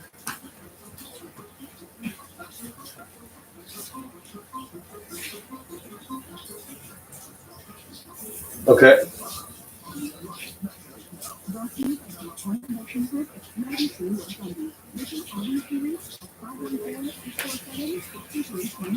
Wednesday, April 17th. Midweek Madness on the Live Macro Show. And Okay. the Big Five. We kick off every show. It's the Big Five on this morning's edition. The federal budget goes after the welfare. Plus, consciousness to expect. Before we do that, let's see. And I have a shout this morning for the new Team Canada outfit for the Paris Summer Games. Lululemon unveiling the gear for the Summer Games taking place in July and August of this year. Okay. One word, they're eclectic. And also, I'm sure there's something. A shout out to the team uniform for this year's Summer Games. On the Big Five this morning, as I put the nation, she's in the studio, better than you just heard her moments ago. I could so much time from there to here. You sound like you. Yeah. Something to do, actually. And Paul Blackwood, the lead singer and guitarist. No, but I know what we need. And also, relevant devices. I don't take this. No, not the hockey. Actually, here's what we're going to do. Because it's a healthy uniform. Yeah. Okay. I'm looking at the photo, and I said, I don't know how to describe it. Okay. So here's my question, okay? Why don't you both of you? Yeah, okay. While radio listeners, Yeah. here's the picture of the new Lululemon Team Canada 2024 Summer Game Uniform. And tell us, cool. Well, I like it because like that we'll be all comfortable with everything all together, and then we're gonna, yeah. Cool. Okay. Okay, bye. Oh wow, local stuff. Local stuff. So today's local stuff. We're gonna go to the brickyard to get appointments to the guy that sells the brick. So when I get my license and I go there with a truck, or Max goes there with a truck, you know who we are with Allen Chimney, so they know us. Then we're gonna go to Home Depot to be like, okay, so when we buy stuff and you guys are gonna come over here, it's gonna be this, like that, and then we're gonna be we don't get we're all on the same page. Do a little job here on Arlene's house with the front step, and get some dirt to go put on Brookhaven, where I did the parging just to fill the holes nice and neat. Like he said, it's a learning day today. It's a different kind of day. I'm like, okay, cool. Oh. We're loading the stuff for tomorrow job in the truck. Introducing you to the local. Yes.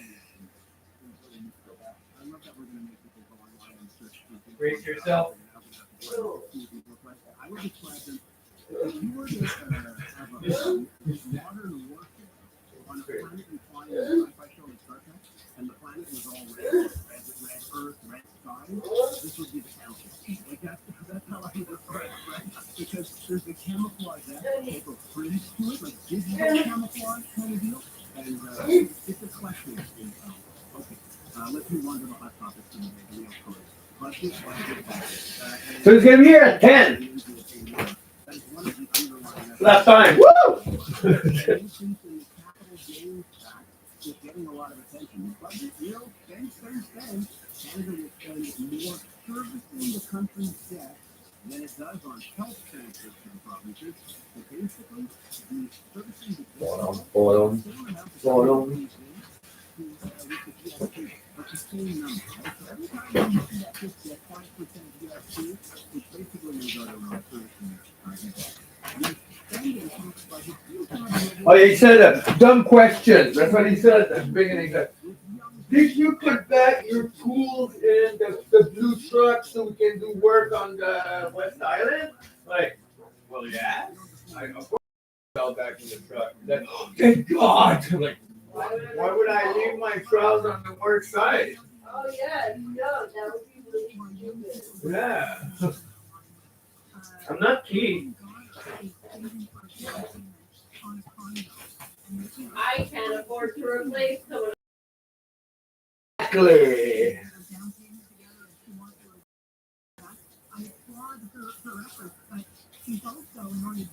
Like we can't even afford to buy our own tools. Right. Right. So I'm sure that she's very interested in this, and she's not going to shed any tears from the trip on a nice retirement by selling so that they can do other things at retirement. So I understand why the younger generation is welcoming this, because do not underestimate their resentment against my generation and even your generation. Ryan, Now. feeling that people of our age sucked up everything that our economy has to offer for the next generation out of our breed. So You've been upside down, Bruno. Who do you think you are? Upside down, lady? You're for up.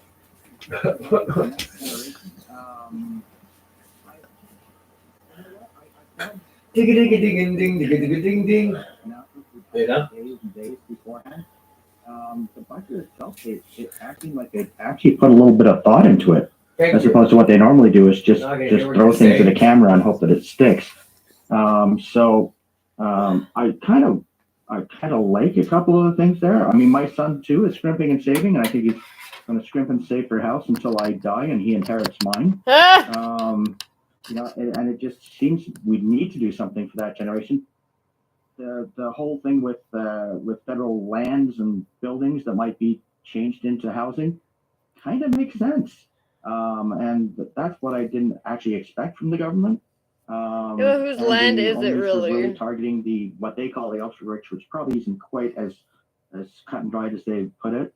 But at least they didn't do even a big sweeping tax hike for people. So why would it be like the ultra rich that don't I actually don't live here, that understand why they aren't couldn't have done citizens, a that are fucking very simple foreigners? things like eliminate tax havens for many corporations, like they've done in a lot of European countries, but in a simple law that would make them billions back in tax money without actually changing any structure of anything.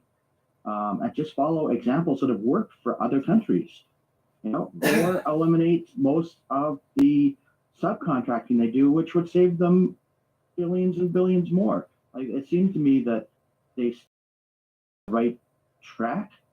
It's far too late for them, but they've started on the right track. But there's some very simple things they could have done that could have saved billions upon billions of dollars and made a lot of sense, and they didn't go nearly far enough. A couple of things, though, right? I mean, Canada's in a unique position because we're next to the United States, so we can't just do anything we want taxation-wise and think there won't be ramifications, right?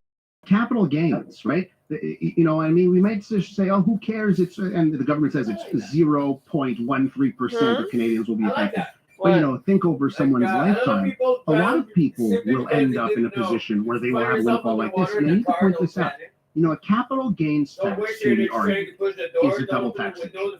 And I think about the person, right, that doesn't drink, doesn't smoke, doesn't have vices. What do? They save their dollars, right? And they go and they buy that property, or they invest in business. That's what they do with their money. Capital gains tax hits those people that say, I'm going to save and invest. But they've already been taxed on their income once, right? You gave 50% of your income to the government in your initial taxation. With the 50% that's left, you decide to invest. And now when you make money on that investment, let's hit you again. And I can see how that could be a turnoff to a lot of people. Right? And I think we have to be aware of what's happening in the States. And another thing, there was no indication, not just any indication, that we're going to try and save your money, Canada. We are going to tighten our belts. One example, our good friends across the street at the CBC, they already have a budget every year, 1.3 million. The budget gives them another 42 million. And listen, I believe in public broadcasters, but at a time when you have deficits and you need to sort of tighten the belt, that's one thing. They're like, okay, no increase this year. I'm just thinking about those kinds of things. You got some extra thoughts on this budget? On that? There is some talk about reducing the federal civil service, but by a few thousand. 5,000. Yeah, exactly. So I wasn't too impressed by that. And Christopher Freeland went out of her way to acknowledge this is taxpayer money we're talking about. Hey, how are you? But I agree. I suppose there could have been more in the way of belt tight. Let's face it, belt tightening means fewer services to us. Mm-hmm. And they weren't going down. Okay, I dropped my fucking the cherry on the dog yesterday while walking him. My big bugaboo. I looked down. My dog's stomach was smoking. We've got this hold up finance or education or whatever the hell we've got, but we're going to subcontract everything out and pay billions of dollars to subcontractors. It's kind of like his butt was smoking. Can't do that job. I was like, it slapped in the butt and he growled at me. I was like, sorry. Make them do the job that you need. Let my dog on fire. And they need to have. You need to hire. He doesn't understand why you're slapping him. People who can do the job and basically having this huge bureaucracy that is all middle management that doesn't actually do anything, either get or fire their butts. And I would have loved to have seen just something like that. We're gonna cut our consultant budget by 50%, right? Because we believe we got to tighten our belt. Give me something on saving some money. Got to leave it there on the budget. When we return, Parti Québécois leader Paul Saint-Pierre Plamondon pushing back on that he's using fear-mongering when it comes to sovereignty. We'll take a look at that next. Got to do traffic right here, right now. It's 9:18. Here's Debbie Marcellos. It's still a very busy drive. It's Northbound Cali Ivan backing up and, from Atwater, and it remains Ivan heavy and up Tex each to other. Côte St. Catherine. Then it opens Yeah, up no, to the they're cute. Metropolitan. Southbound to carry heavy down to Jean Talon. Eastbound Trans-Canada slows Cavendish into I Descaries. think And it's it's a slow and female. steady She on the plays Met a lot. westbound from Anjou into the She Descaries was the one that Circle. was From jar Whitmore toward the 20, starting to rolling loosen all up. over the grass. Eastbound Highway 20 through Lachine. 20 westbound slows through Ville St. Pierre. In from the South Shore, Champlain Bridge from Milan Boulevard. Ooh. Mercier Bridge slowing at the 207 now, so much improved Breathing. for inbound Mercier. Still a lot This of is volume a in from nice Vaudreuil heater. through Dorion and There's Ilfreux a on the shop 20 back in eastbound my to Trans-Canada, backseat. backing up before St. Charles A Avenue for Stanley. the Illitort Bridge. 13 southbound in from Laval heavy at the 440. You should go Looking grab for it. performance, safety, and reliability, See if the it Mazda works. CX-5 and Mazda Very CX-30 happy. would be your It's best from picks, across the according street to from Protégé Dom, so Booth. it's clean. Visit your Mazda dealer today. Traffic and transit every 15 minutes on C800. Your next report at 9:30. Now, back to the Big Five at 9:05. It's a small and one, more though, of I the think. morning's hot It's a topics 3 on gallon. CJAD 800. And we're back here on the Big Five. Trudy Mason, veteran newscaster at CJAD, and Paul Gott, journalism professor at Concordia, also a punk rocker, is on the program this morning. Parti Québécois leader Paul Saint-Pierre Plamondon is pushing back on Not bad, criticism Joe. that he is using fear and resentment in a bid to sell voters on. Over the weekend, he accused the federal government of wanting to, quote, erase Quebec. Yesterday, he added that Canada has a colonial history of assimilation. Francophones were deported, executed, denied the right to French education. Even the co-leader of the pro-sovereignty the Quebec natives feel? Solidaire, Gabriel Nadeau-Dubois, finds Paul Saint-Pierre Plamondon, and he finds his tone a bit too negative. Have a listen here to Negative. and a response to Gabriel Nadeau-Dubois by PSPP. Was very negative tone in that speech, and I think that hope and a dream of a better society I'll be right back. has more potential to reach younger Quebecers. I'm not fear mongering, I am fact checking. So what I say is actually verifiable. The federal government is intervening in all Quebec's powers, and hence it means that we are bound in the future to be dependent on a parliament in Ottawa, where we only have 20%, around 20% of the seats, and where the balance is singing "God Save the King." Paul, your thoughts? Oh, see, I can't remember the last time somebody sang "God Save the King." It was Anyway, last but, week. It was last week, Paul. Just motion in the House of Commons Oh, to make, yeah, there was to make that the one oath time, yeah. optional. So, ask they sang "God Save the King." I'll point that out. But yes, I guess somebody held an election and I didn't hear about it because he's talking like he's already won. I think that they have gone up in the polls a lot. Good. Mainly because people don't like the CHU and there is nobody else out there to What? replace them. The liberals have sort of given up, it seems. Is there a bag in it? Yeah, people are parking their votes with them.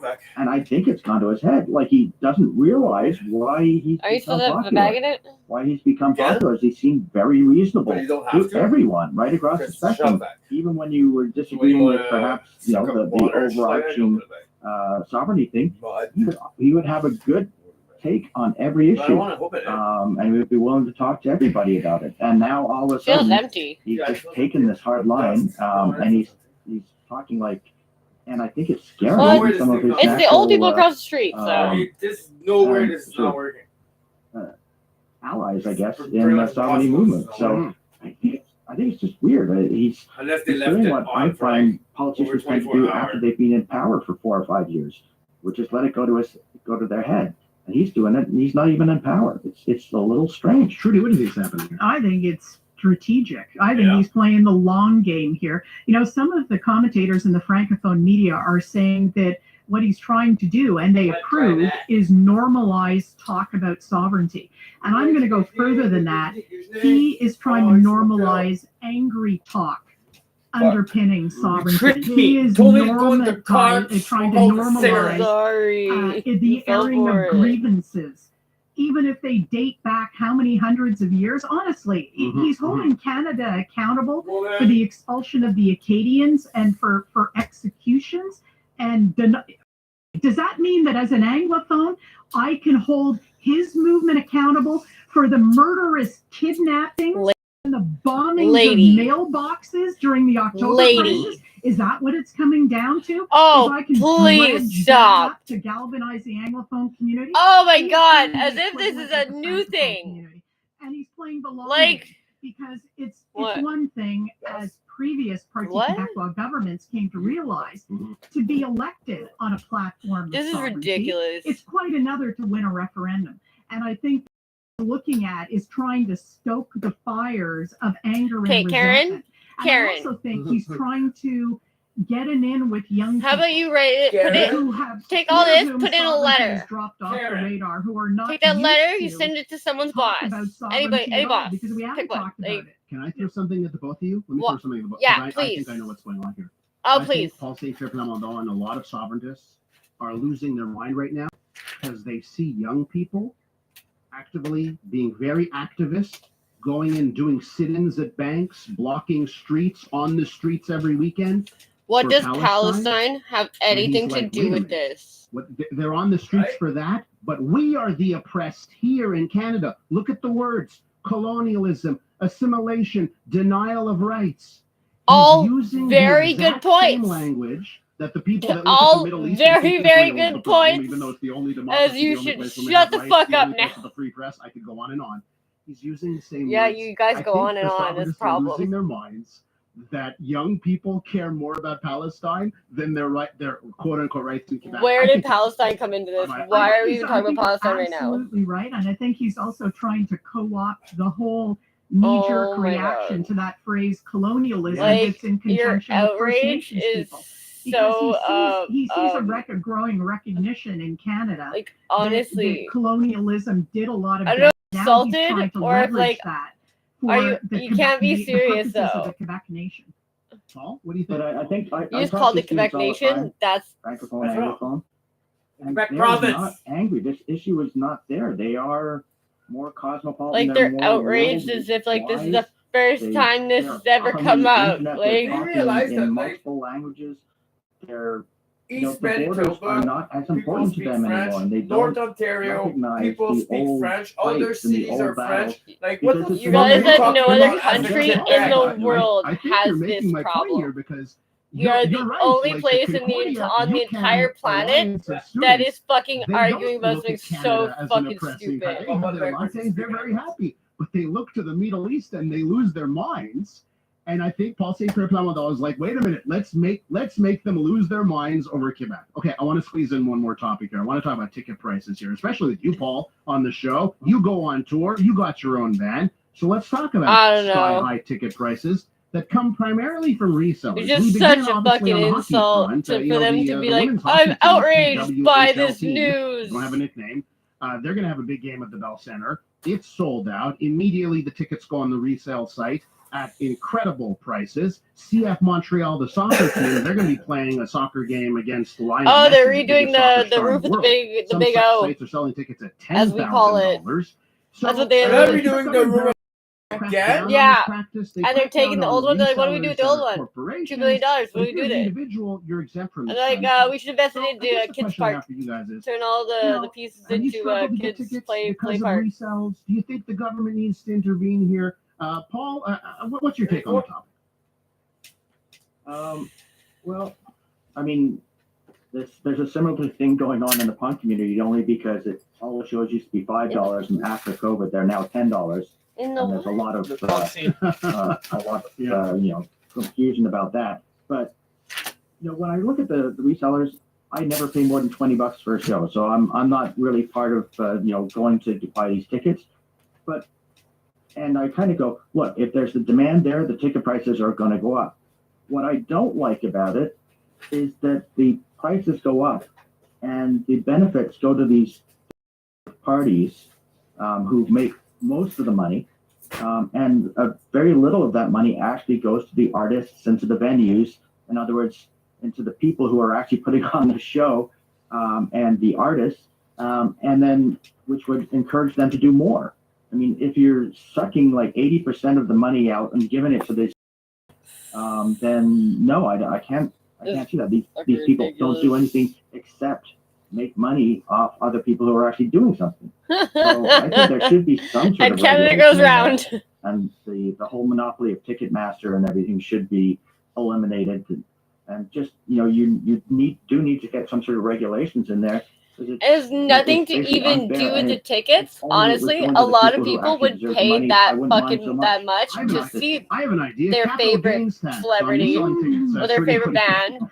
Well, Problem is that I all wasn't the planning to go shows to, suck ass, the and the tickets Springsteen you concert, get the suck most ass. recent one. You It can't was even fucking postponed like last stand fall. up It's now without gonna someone be being like, on I can't Halloween fucking night, see. Like, this it's fall. like I super wasn't gonna fucking go lame. because I Like, couldn't find affordable tickets, except the Palabars had a pair, and so Kevin and I were going to go, but we still had to pay $200. Mhm. I'm not paying that for anybody but Springsteen, and probably for the last time. So, But Yeah.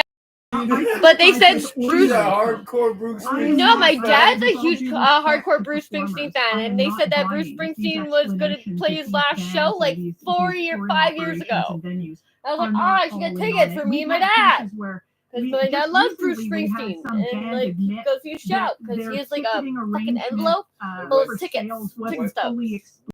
Actually signed off on Apparently something not. that came back to bite them on It's the like The backside, Simpsons. and then they had to back away from it.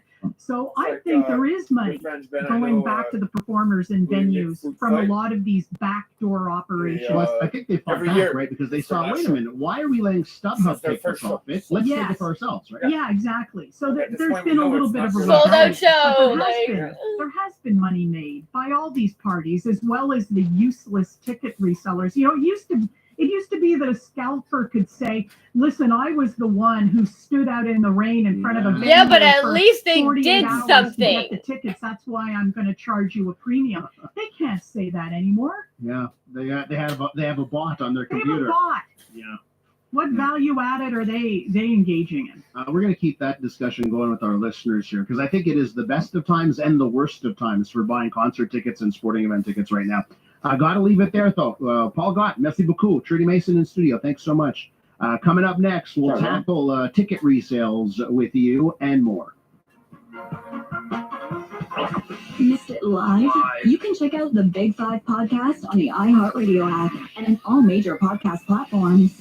Emotions are running high on a new episode of Sullivan's Crossing, last year's #1 Canadian drama. Sunday at 8 on CTV. Good morning, it's 9:30. I'm Don Kagan-Fleming with your CTV News Update. Here's what's making news. Finance Minister Eric Girard says the CAQ government is still deciding whether to follow Ottawa's lead on capital gains taxes announced in the new budget. The 0.1% of Canadians with capital gains over $250,000 will see their inclusion rate climb to 66%, which would bring in billions in new revenue. Girard expects a decision on Quebec's upfront this week. Montreal police say a man arrested at Trudeau Airport last week is the suspected gunman in a shooting the week before. Investigators say the man approached a car on 25th Avenue and Debed Shops in the Rose Mall on April 7th. After a short discussion, he allegedly opened fire on the man in the car. The man was hit but drove himself to hospital. He was later arrested on a gun-related charge himself. Police say the shooter was trying to flee the country. And no one won last night's $70 million Lotto Max jackpot. That means things will roll into a draw on Friday when there will be 13 Max Millions up for grabs as well. Bro, that's intense. And now heading over to the CJAD 800 traffic. Guy walked up to another car, fucking shot at him. Donna, I have tough no one idea. this morning in from Vaudreuil. And then the guy fucking literally drove himself to the hospital, and they got arrested because he also had a gunshot. He merged into one lane on the Illitour Span in from Vaudreuil, and then it just flows after the Carry Circle, Côte de Liesse through to St. Croix. Northbound to Carry, busy from Gaétan-la-Berge on 15 northbound up to Turcotte and up to Côte St. Catherine on to Carry northbound. Then it opens up. Eastbound Highway 20, just a little busy through Lachine at 32nd out 13 south to board the 20. Still though in Laval on the 440 on the 13 south to Henry Bourassa. Goodbye, winter. Hello, Big Spring Tire Sale happening now at Canadian Tire until April 25th. Get up to 25% off on quality brands you trust. Conditions apply. Look like a schnauzer. Traffic and transit. JAD 800. Your next report at 9:45. I thought apple bombs were jeans. And now your Dormez-vous Weather Center forecast. A mix of sun and cloud today with a high of 10. Cloudy tonight as we dip to a low of 6, and then a mix of sun and cloud tomorrow with some rain It's and a still high cold, of high 10 10. degrees. It's not very It's 4 degrees cold. downtown right now. Your Very next warm. CTV News update is at 10 o'clock. Live, local, and letting you have your say. Come join the conversation. Elias Macco Show, CJAD 800. All right, let's talk about ticket prices. Nicki Minaj at the Bell Oh, Center fuck off. this evening, and I actually opened up one of them ticket resale apps to look at ticket prices. You want to get on the floor, it's going to cost you hundreds of dollars. What? Well, there are growing calls to regulate ticket resellers to try and rein in Yes, I the did. sky-high prices we see on Jacko. resale sites. How many of you Chill, face baby. this scenario? You really want to go to a show, whether it's a rock and roll concert or it's a sporting event. You want to go see Lionel Messi play against CF Montreal. You want to go to an event, so you know when the ticket sales are happening. You know it's 10 a.m. on this day, and you get ready. You sit down at your computer. You load up all the web pages. You are ready to go because you know you want to get. And as soon as tickets go on sale, boom, in a flash, they're all sold out. You can't get those tickets. And then moments later, well, you could check StubHub or any of the resale apps, and lo and behold, those same tickets you couldn't get, even though you were ready to go, you were logged in, they're already up for resale. At 514-790-0800, here's what I want to ask you. What's the most you're willing to pay for a concert ticket? What's the most you have paid for a concert ticket or a sporting event? Are these tickets too expensive? And do you feel that, maybe the government should intervene to crack down on ticket resellers? Or are you part of the, hey, free market? The market will decide what a ticket costs, and you got to pay for it. 514-790-0800. Appreciate any story about your trials and tribulations trying to buy concert tickets in the last little while. And how high is too high? We'll tackle that next. Oh, you want a bicycle? You Let's can save you create a $80. happier, healthier lifestyle for you and your family. Montreal It took you Santé, in partnership with the 10 seconds NUHC, is to steal Quebec's it. only bilingual health and wellness magazine, giving you breaking medical news and stories that will help you live a more How much active, is healthy worth that by lifestyle. Yahoo? Look for the amazing women of Montreal's PWHL team on the front cover. You can pick up your free copy of Montreal Santé magazine at pharmacies, grocery stores, and health food chains island-wide, or read us online. Oh. Whoa, whoa, whoa. Hey, whoa. What's coffee? Oh, too much coffee. Well. A sandwich. Some waffle.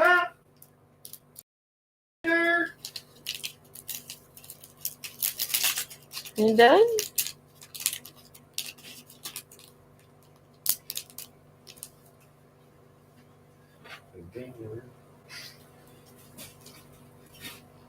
You like that, Well. Wow.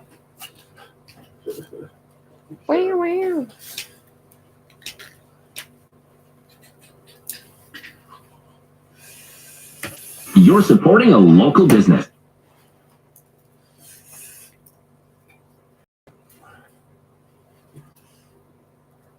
I have dirt.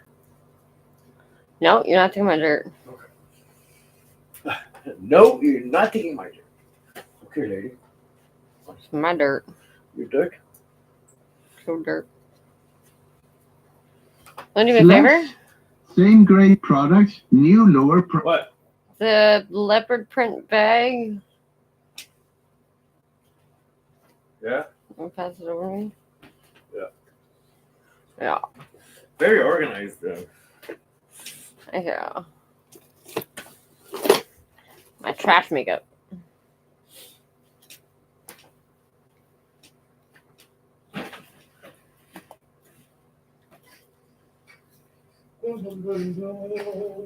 Where?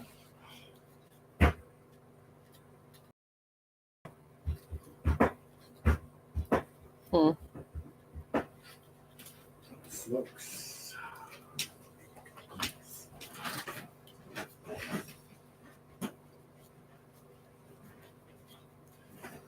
Mi paquete de cigarette. The Air Transat off-season promo.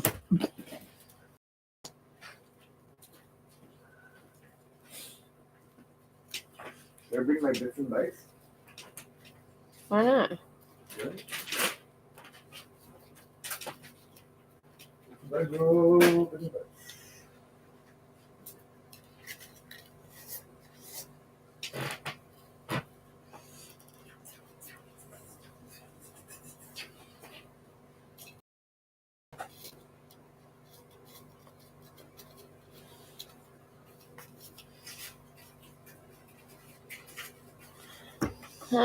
The challenges, the prize, those exotic locations, and of course, that unmistakable theme music. A new episode of The Amazing Race, tonight at 9:37 Mountain on CTV.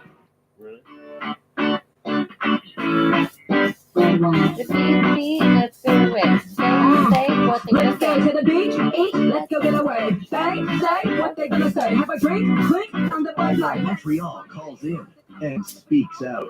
The Elias Macco Show, CJAD 800. Nicki Minaj. I don't at mind the Nicki Bell Center Minaj. She's tonight. actually Have you kind tried of to a get good tickets? rapper. Another example of a concert that people try to get tickets to, and they wait until ticket sales happen, online sales begin, and then they find the tickets they want, the best seats in the house, are all gone. So if you want that prime seat on the floor or in the 100 level, sometimes it's very difficult because those seats are gone. You've got to spend a lot of money to get the ticket resale.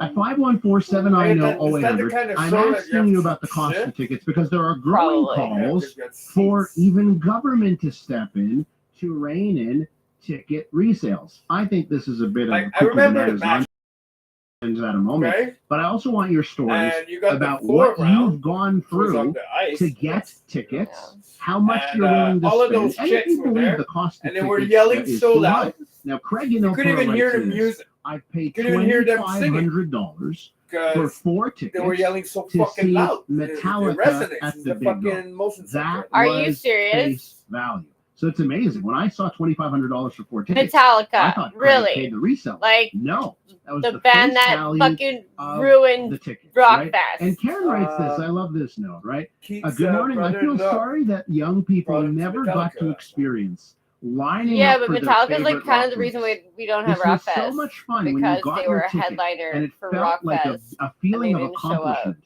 They will never So like a bunch of people had to get their experience tickets the euphoria refunded, and obviously of they 4 couldn't do hot Rock Fest after tickets that because in like your hand. they can't afford it. Karen, Like, man, you if the brought headliner something like back to me, fucking and I'll why? tell you, Just now because they you can. don't experience that. Because they can You're just so not right, show man. up. It was like The something ticket like the sales today, wife of you like go the online and drummer that or big something whoop. was sick. Karen, So you like brought the back whole memories. band couldn't You come. brought back memories of lining up at the what? box office for a show at Metropolis. It's like You brought those, back memories for me of lining up two, for tickets for the comedian, home opener. right?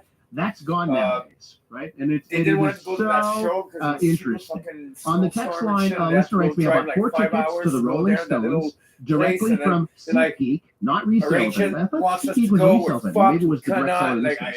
For $343 US, we never but fought, I had right? to pay Like, no, $326 US yeah, in me fees. and Denny, man, going Now, on right the now. both We're of us fucking having an can't argument. go, It's not and going well at SeatGeek all. will I don't not even know allow if me it's to gonna resell. go I on. I just want can't my go to money that back. place. Oh my It's God. like, holy It does shit, seem trying to like figure they're this brought out. by the Yeah, I union really don't know what's in going on. certain cases. Sick, Let we're me not go to going. Sharon and quickly. Sharon, how you doing?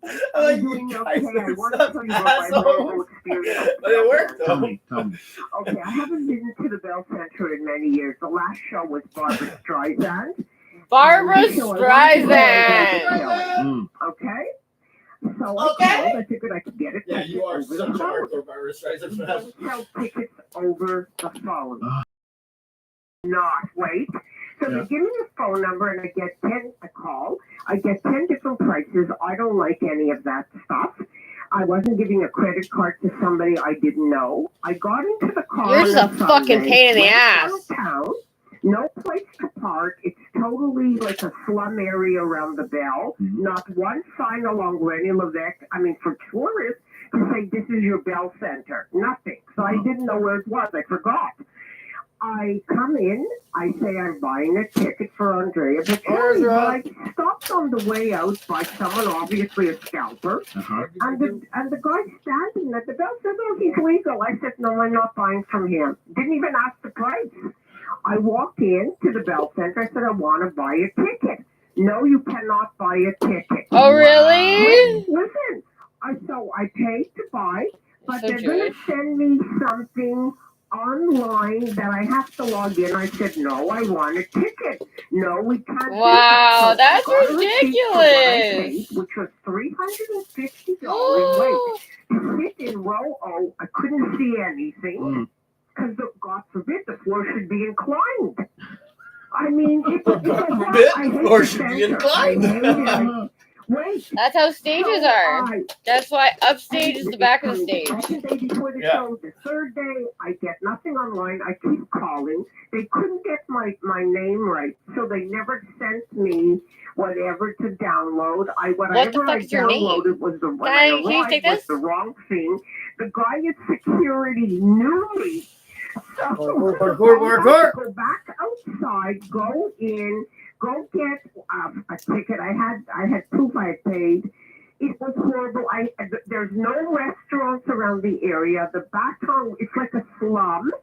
There's no parking. So if you want to Jewish. park inside, it's $40. It's a total rip-off. The ticket at I loved Andrea Bocelli, but it was really, to deal with the Bell Center, nothing. How do you have a major Bell Center, not one coffee shop nearby, not one restaurant, slum, not an Italian restaurant, not a Greek restaurant? Sharon, Yeah, listen, I could let you go on forever, and if there was no time limitations to this broadcast, I would. But I just want to tell you, Sharon. Here's what Unless you want to go to Baton Rouge. This is, I don't know what stage of life you're at, but here's what I think your next stage should be. Starting the online business called Sharon's Reviews. Right? You need to publish this stuff. I mean, you just need to give us your reviews on everything. Because No, that's ridiculous. She literally just walked up to the Bell Center and was like, "Can I buy a ticket?" And they were like, "No." And then she went outside, and one of the scalpers are trying to fucking get her to buy a ticket, and she's like, "No, I don't support this. I don't want to buy from a scalper. I don't know if the ticket's real. If you're going to rip me off, so I want to buy a ticket from the Bell Center." And they wouldn't let her buy a fucking ticket. There's a million restaurants. And they were like, "Well, we'll send you this thing to your email." She's like, "No, I don't want it. I don't have that. I don't have an email. I just want to buy a ticket." And they wouldn't let her buy a fucking ticket. Sharon, What? fancy venue at that Place Czar. I'm going to give you that as well. Thank you so much for the call. We're going to get to Luke and everyone else who's waiting on the text line. We have stories on the phone lines. We've got stories about Prince. And we've got stories about Led Zeppelin, and we've got stories about European soccer coming your way on the flip side. Plus, I will argue to you that we actually live in the best of times, not the worst of times when it comes to tickets, okay? We got to do traffic right here, right now. Sure. Traffic is brought to you by Gibault Orange Julep Restaurant. Montrealers love the poutine at Gibault Orange Julep. It's open now. The Big Orange at 7700 DeCarry Boulevard. Debbie, how much have There you used to be spent one in Gunawage. You got a story here? How much have you spent on Guess this? what happened to it? No, I burnt down. Yeah, I don't. I'm not a big concert goer. Okay. So the most I would spend is about 100. But back when I used to go to concerts, they weren't that expensive. That's right. It was like They were like $25. 25 bucks. Okay. Yeah. Debbie, what's happening out there? Well, we have some congestion for the Champlain Bridge. It backs up from Taschereau and heading out to the South Shore. It's heavy across the span as well. So from Nuns Island, it's heavy down to the 132 exit heading toward the South Shore at the Champlain. La Fontaine Tunnel backing up before Sherbrooke as you merge into one lane toward the South Shore. And that's because of ongoing roadwork in the tunnel. You have two lanes headed toward Montreal and congestion now on the 20 approach from the South Shore, from Boucherville, from Montarville, heading into the tunnel toward Montreal. Met westbound, a lot of volume. It is sluggish from L'Angelier through to Papineau, and it continues to slow through to the DeCarry Circle, northbound DeCarry on 15 northbound. That's from Gaetan-Lavalge just after Nuns Island. It's heavy all the way up to Côte St. Catherine, and in from Laval 13 southbound from the 440. During GMC Truck Month, enjoy amazing offers on the 2024 Sierra 1500. Visit gmcoffers.ca for details. Let us know what you see on the roads. Call in your tips to star 800. Your next report at 10 o'clock. Yeah, having an accident because it's Show 97.7 is Montreal's home for rock and roll. That's not rock and roll. Because it's old enough. So it's When it came round, Weenie Boy bitch music.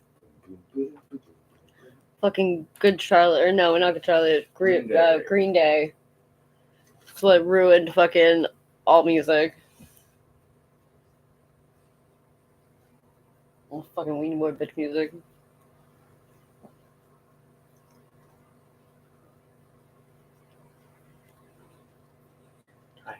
Hi, how you doing? I'm doing. Learning things. Drop into the one place Nervous? for wine, food pairings, and restaurant recommend. I'm nervous when I'm paid for to learn, and I get paid. Well, sometimes you're nervous, you don't even know it until they point it Yeah. out, and then you're like, oh, am I? Am I nervous? Maybe a little bit. Why though?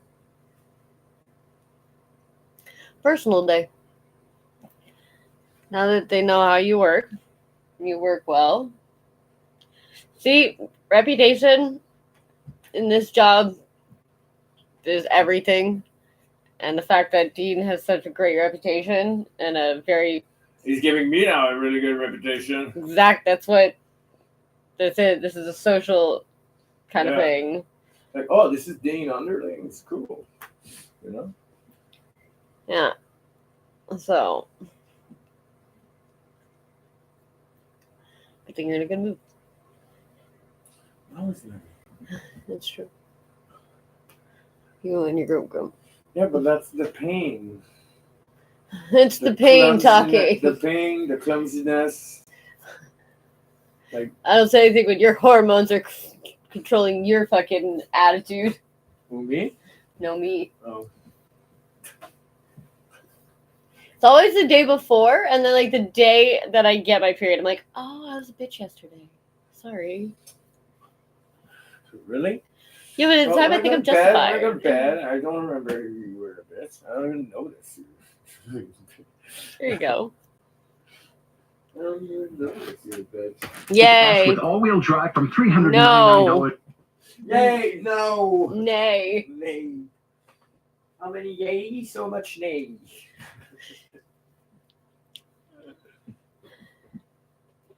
You're a retard. I'm a retarded.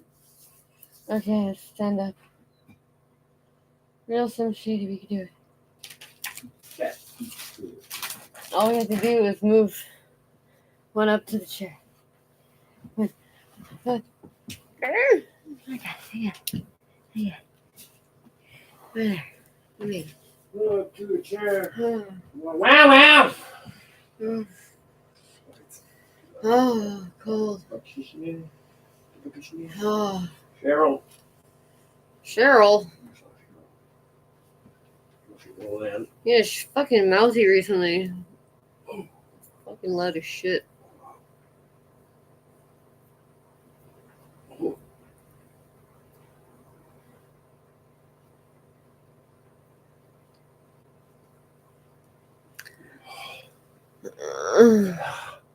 Wednesday at 8, only on CTV.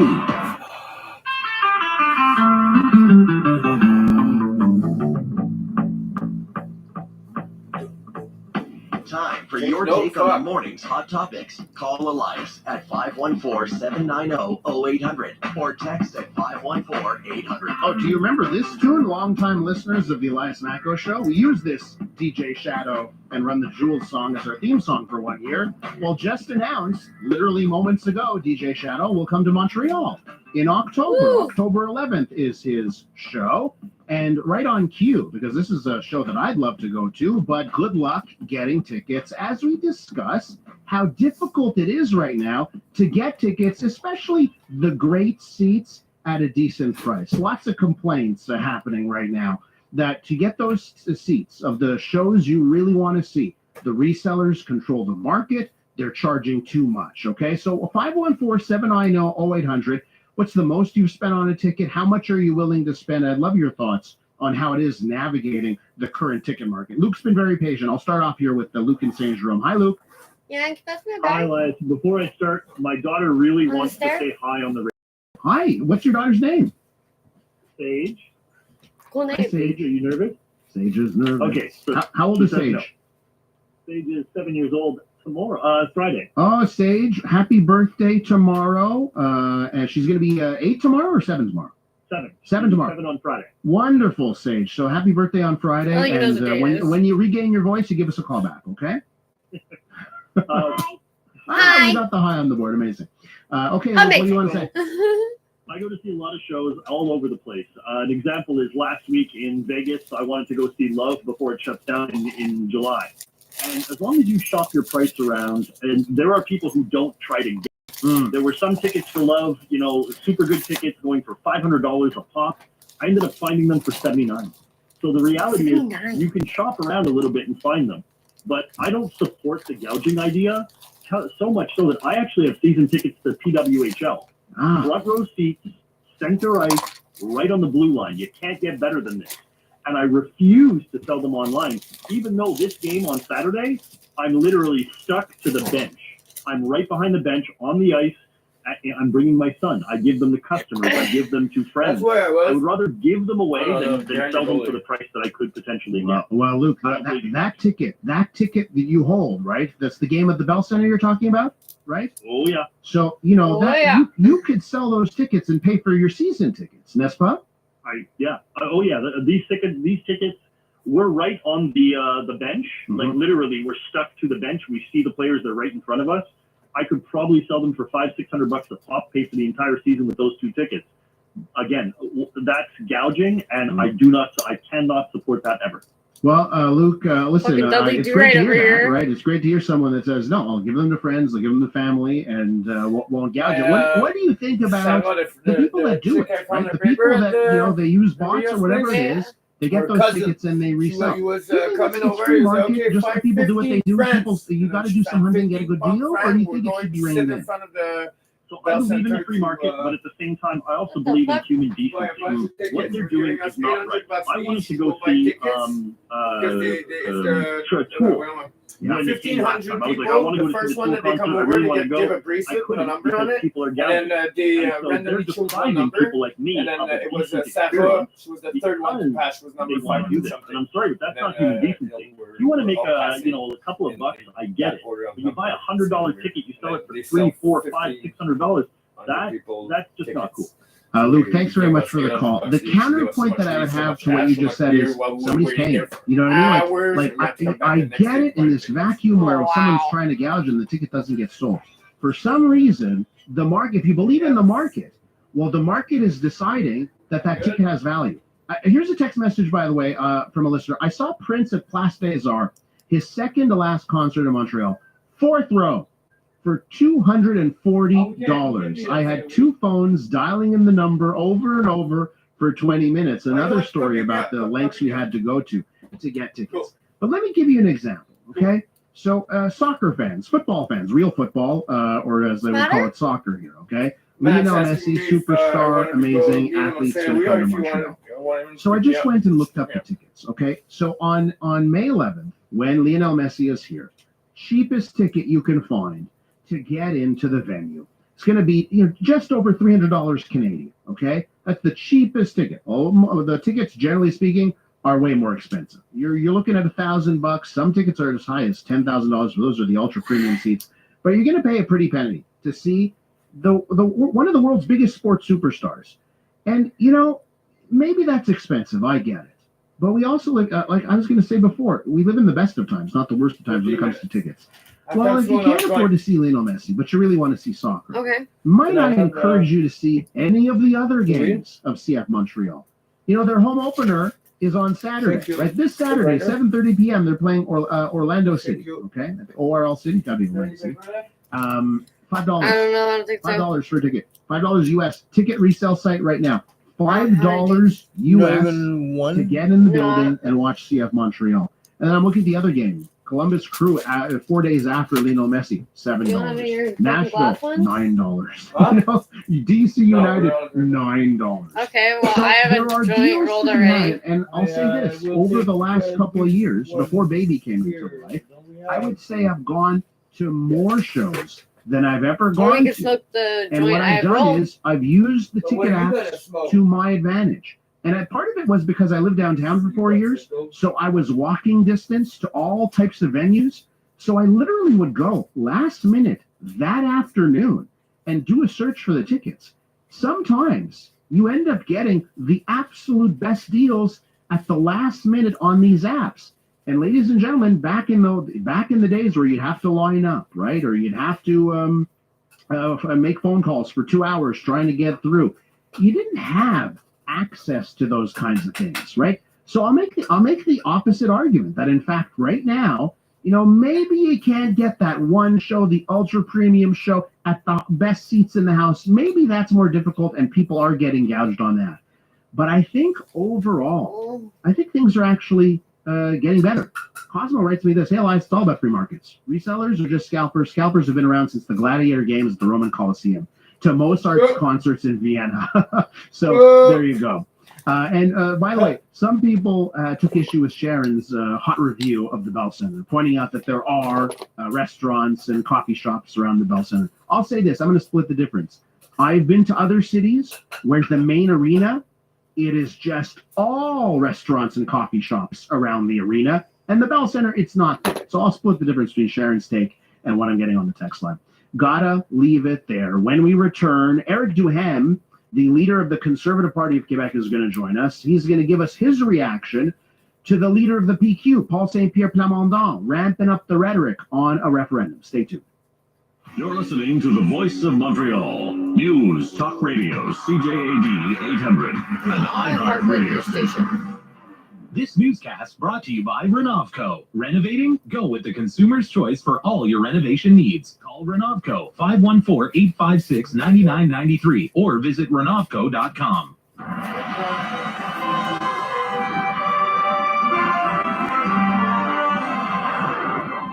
Good morning. It's 10 o'clock. I'm Don Kagan-Fleming with your CTV News Update. 4 degrees in Montreal right now. Your full forecast in just minutes. Here's what's making news. The Habs extend Martin St. Louis. Quebec debating on new tax policies. And an alleged child predator arrested. First, though, heading over to the CJAD 800 traffic center. How are the roads looking, Debbie? Well, we're still very, very busy on the Metropolitan westbound now. A stalled vehicle at Saint Michel, and only one lane is available on the Met westbound at Saint Michel as a result of this stall. Traffic backs up from L'Angelier. It opens up and then slows from Saint Denis into Décarie. Northbound Décarie is slow from Turcotte, but it backs up on 15 northbound from Atwater. Heading out to the South Shore, we have delays at the Champlain Bridge from Nuns Island. They usually do road work at this time toward the South Shore, so we're seeing that delay. And in from Vaudreuil, it still backs up from St. Charles Avenue on the eastbound Trans-Canada as you merge into one lane on the Illichworth Bridge. With Deluxe, you can do more with buy one, get one free. On now until May 6th, find your local paint store at deluxe.ca. Traffic and transit every 15 minutes on CJAD 800. Your next report at 10:15. Listening. In the news, the Montreal Canadiens say their head coach isn't going anywhere. The team has exercised an option in coach Martin St. Louis' contract to add 2 more years onto it. That means he's now signed for 3 more years, including next season. General manager Kent Hughes says he wants his team to have a goal of making the playoffs next year. The provincial government is mulling over whether it wants to hike capital gains taxes like Ottawa did in the budget yesterday. Quebec's often followed the federal government's lead in these situations, and Finance Minister Eric Girard says new rates would bring in an estimated $3 billion in revenue over the next 5 years. Ottawa is expected to bring in almost $20 billion over that span, thanks to the rise in tax for about 0.1% of Canadians. The only people who would see any tax raises with this are people who bring in over $250,000 in capital gains specifically. Girard says a decision is coming this week. A Montreal man who heads an organization which helps immigrants has been denied bail on child pornography charges. The 77-year-old has been in custody for a year, accused of 13 counts, including luring and invitation to sexual touching. Press reports that Gilles Provencher is suspected of using contacts in Mali to recruit babies, girls, and teens for child porn production. Provencher was the head of the Carrefour Solidarité Anjou in the East End. Canadian Foreign Affairs Minister Mélanie Joly and her G7 counterparts are meeting in Italy about crises in Ukraine. Wow, what? A meeting on the result line soaring tensions in the Middle East and Russia's continuing war in Ukraine are topping the agenda of the three-day meeting that starts late Wednesday. The G7 leaders are expected to issue a united call for That's fucked up. Iran's unprecedented weekend attack. Italian Foreign Minister Antonio Tajani said he had spoken to his Israeli counterpart Israel Katz on Tuesday. Something not right with that. Like I don't know. I never start studying this because there's something like not right with your brain. Like your brain's not wired right. And If Boeing you're will be able in to the do spotlight something during like that, back-to-back that's hearings some today sick as shit. the U.S. Congress examines allegations of major safety failures at the aircraft manufacturer. Reporter Jim Benitez has more on that. The first is to review an FAA safety report, and then the second is that Boeing whistleblower testified. Now, this whistleblower is a longtime Boeing engineer who worked on the 787 program. He says parts of the plane's fuselage are fastened together incorrectly, and after extreme use could cause the plane to break apart in midair. He has not provided any proof of this so far, so the aviation community will be watching this very closely. The subcommittee's hearing will follow one by the U.S. Senate Commerce Committee, which is scheduled for an expert panel that examines safety at Boeing. For more news, go to CJAD800.com or download the iHeartRadio app.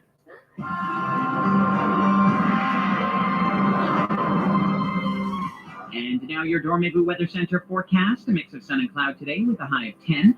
Cloudy tonight as we dip to a low of 6. And then a mix of sun and cloud tomorrow with some rain and a high of 13 degrees. It's 4 degrees downtown right now. For all the news during the day, stream us on your smart speaker. Just say place. Your next CTV News update is at 10:30.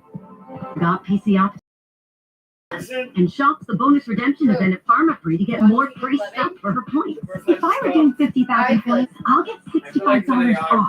That's an extra $15 in value. I see a treat in my future. Awesome, Claire. The bonus redemption event runs April 12th to 17th, in-store and online. Exclusive. Your chance to get more free stuff for your points. And free is good. When the time comes to buy or lease a Nissan, never compromise on quality. Buy your Nissan from Spinelli Nissan. Spring into savings with Spinelli Nissan. Lease a 2024 Rogue S all-wheel drive for just $482 a month for 24 months at a 2.99% interest rate with zero down. Discover the Rogue starting at $33,648. Spinelli, address of choice for all automotive services.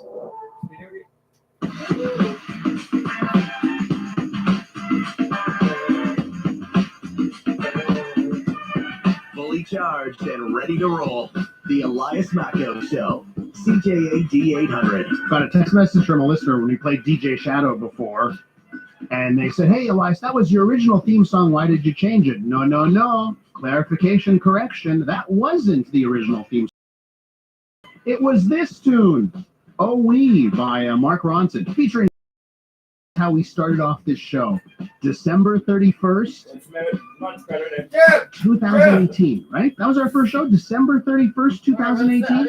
That's the song that started us off here on the Elias and Macco Show. We currently use, by the way, a tune by Santa Gold, and she is playing it as we discuss ticket prices in the last hour. Ladies and gentlemen, I got bombarded messages on our text line 514-800 about your memories about buying tickets and concerts and that kind of thing. I'll try and bring it back. Our show is action-packed. It's really full this morning, but I think it's a topic that we can bring back another time this week. For now, though, we begin this second hour of the show, unfortunately, about a referendum, because Paul St. Pierre Plamondon, he has been upping the rhetoric.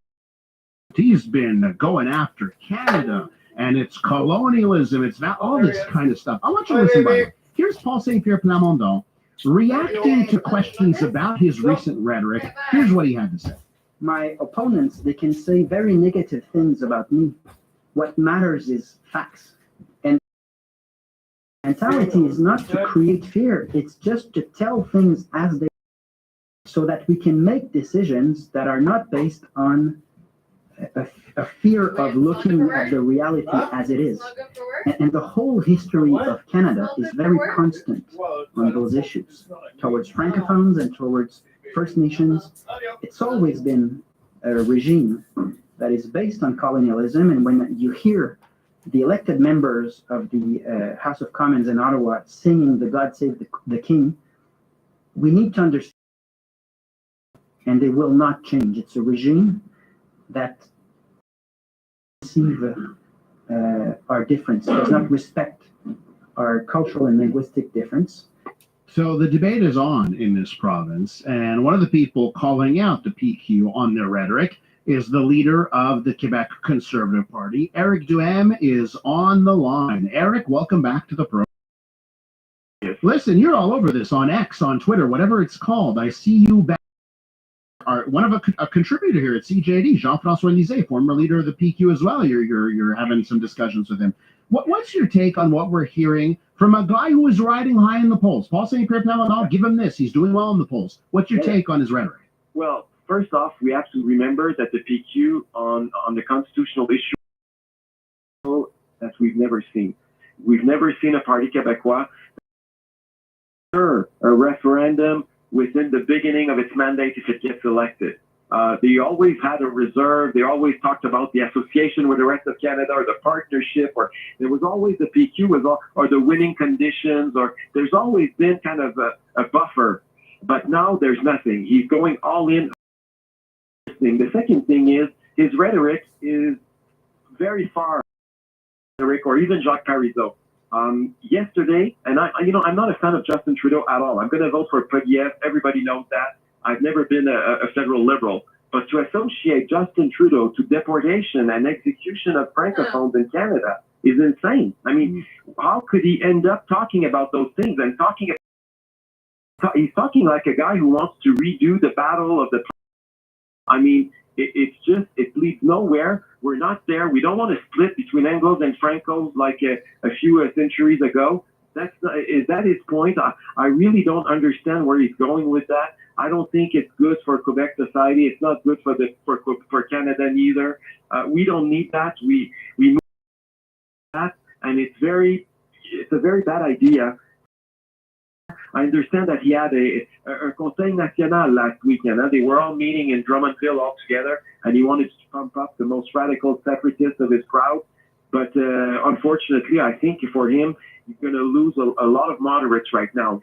There's 1/4 of people who are saying that they want to vote for the Parti Québécois referendum. They wouldn't even vote yes. So he has to stop.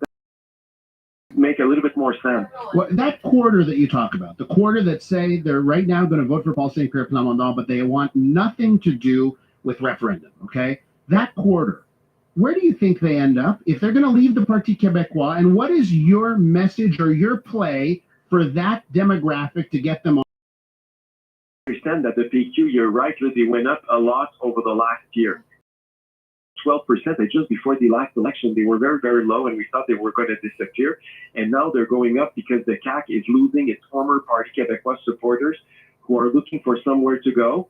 And I always use the image, but I think it's the most efficient one to understand what's going on. It's like when you break up with your wife or your husband, it happens that the first thing you do is to date your former boyfriend before you got married. But unfortunately, it never works. It's good for a night or two, and after that, you remember why you left them in the first place. So, and then you're looking for a new partner. And I think that's where the Quebec voters are going to be in the very near future. And what we're offering them is to say, look, we do understand that we're Quebecers, we're a province. We want to make sure that our constitutional we don't like seeing Justin Trudeau do what he did yesterday, invading provincial jurisdiction, not respecting our constitution, the fundamental law of Canada. But that doesn't mean we need to separate. There is another option. There's an option that is called conservative, provincially and federally, to respect provincial autonomy, federation. And this is what the Conservative Party of Quebec is. With Eric Duham, leader of the Conservative Party of Quebec. Eric, I want to throw a hypothesis at you. Yeah. And it came to me, we start this show on at 9 o'clock. We do a debate, a panel discussion, and we were discussing this issue. Here's something I threw out at 9 o'clock because I'm trying to figure out why Paul St. Pierre Plamondon, the language he's using, assimilation, colonialism, executions, all of this very, very powerful language, right, to discuss Canada and how it treats Quebec, right?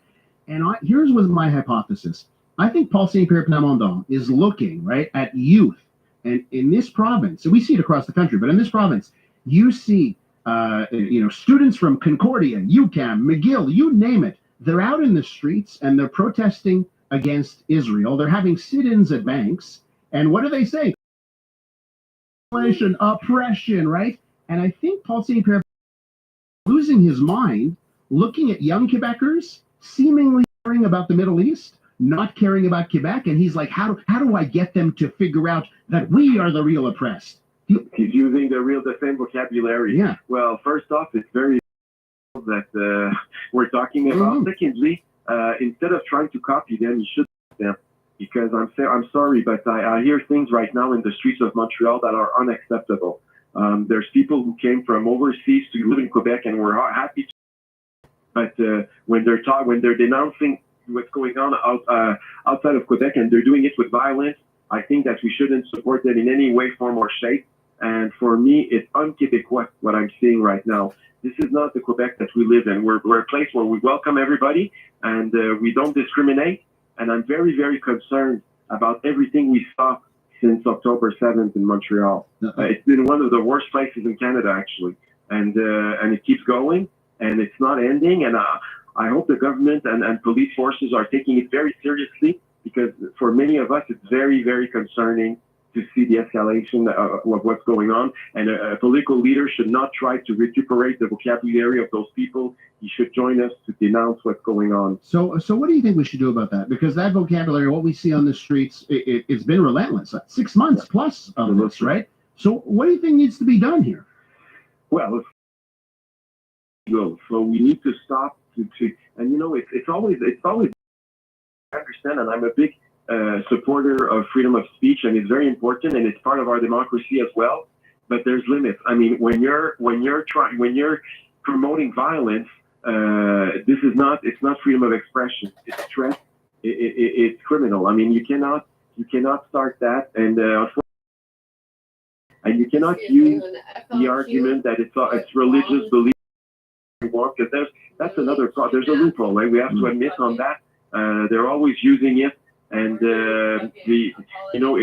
it's kind of a paradox, because they're using our love of freedom and of democracy and of freedom of speech to kill our democracy, our freedom of speech. And I mean, it's a huge paradox that we're seeing right now in the streets of Montreal. But we need to take the legal means now. It can't keep going forever. Well, and I do know that Yves-François Blanchette was on this program a couple of times to talk about removing the religious exemption for hate speech. Yeah. So you would be in favor of that as well. You want that exemption removed. I mean, and we're talking here about that. He said things that are completely over the top. Responsible for what he said, and he can't be behind his religion to promote hatred and threats. I think no matter which religions are not about hate and threats, and it's a very, very poor excuse, and we shouldn't be too naive to that. Just while we're on the subject here, I have to wrap up, Eric. But obviously, this is the extremism from the extreme left that we're seeing that often goes towards violence. I just want to know if the same type of rhetoric, the same type of language came from someone on the extreme right, would you also denounce it? I already did it. There was a few people, I don't know if you recall, but initially when I became leader, the first month or two, actually it's been 3 years today that I'm a leader of the Conservative Party. I was elected on April 17th, 2021. And after a month or two after I got elected, someone was using caricatures of François Legault with Hitler and all sorts of crazy stuff. And I kicked them out of the party. For in a great party for such behavior. As leaders, we need to have the guts to kick those people out. Covered a lot of stuff this morning. Thanks so much. I appreciate it. Always a pleasure, Elliot. Thank you so much. Bye now. Eric Duhem is leader of the Conservative Party of Quebec. When we return, you're going to hear some emotion. Regular, everyday citizen And they've got emotion over what they're facing with construction, never-ending construction in their neighborhood. That is coming up next. We got to do traffic right here. 10:18. This look at traffic brought to you by Gibault Orange Julep Restaurant. Montrealers love the poutine at Gibault Orange Julep. It's open now, the Big Orange, at 7700 DeCarry Boulevard. Here's Debbie Marcellus. We had a stalled vehicle met westbound at Saint Michel. It's up from Longjulier, and then it slows from Saint Laurent into busy Sherbrooke up to Côte St. Catherine. Also quite heavy on 15 northbound up to Turcotte from Atwater. And we have an accident, Laurentian Autoroute northbound in Blainville, and it's backing up traffic to almost the 640. Goodbye, winter. Hello, Big Spring Tire Sale happening now at Canadian Tire until April 25th. Get up to 25% off on quality brands you trust. Conditions apply. Details online. Let us know what you see on the roads. Call in your tips to star 800. Your next report at 10:30. Thanks. Group for your next event with 14 venues around Montreal. Celebrations, corporate events, 3 food trucks, and catering at plazapmg.com. People often wonder why Truck Month is the perfect time to buy, say, a 2024 GMC Sierra 1500. Well, if it were Barbecue Month, it'd be the perfect time to buy a barbecue. If it were Adopt a Kitten.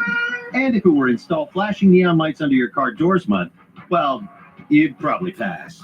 During GMC Truck, get a $6,500 cash purchase credit on selected 2024 GMC Sierra 1500 models. Conditions apply. Details at gmcoffers.ca.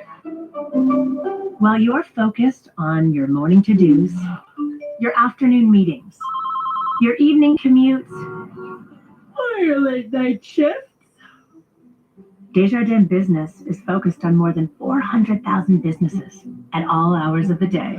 With industry knowledge and specialized guidance, we help entrepreneurs rise to the challenge so they can focus on what matters most, growing their business. So Dan, how's life in the fast lane? Not great. I've lost control. Are you hitting the brakes? My internet's out of gas. No worries. We'll just watch the race on your TV. A bit of a bump in the road.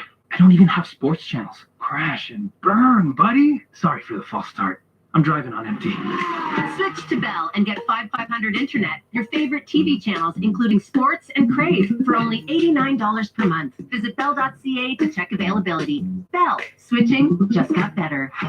The experts at Protégé Vu tested the Mazda CX-5 and CX-30 out on the roads of Quebec in good weather and not so good weather. And they were impressed. So much so, they named the Mazda CX-5 and the Mazda CX-30 best pick in their categories.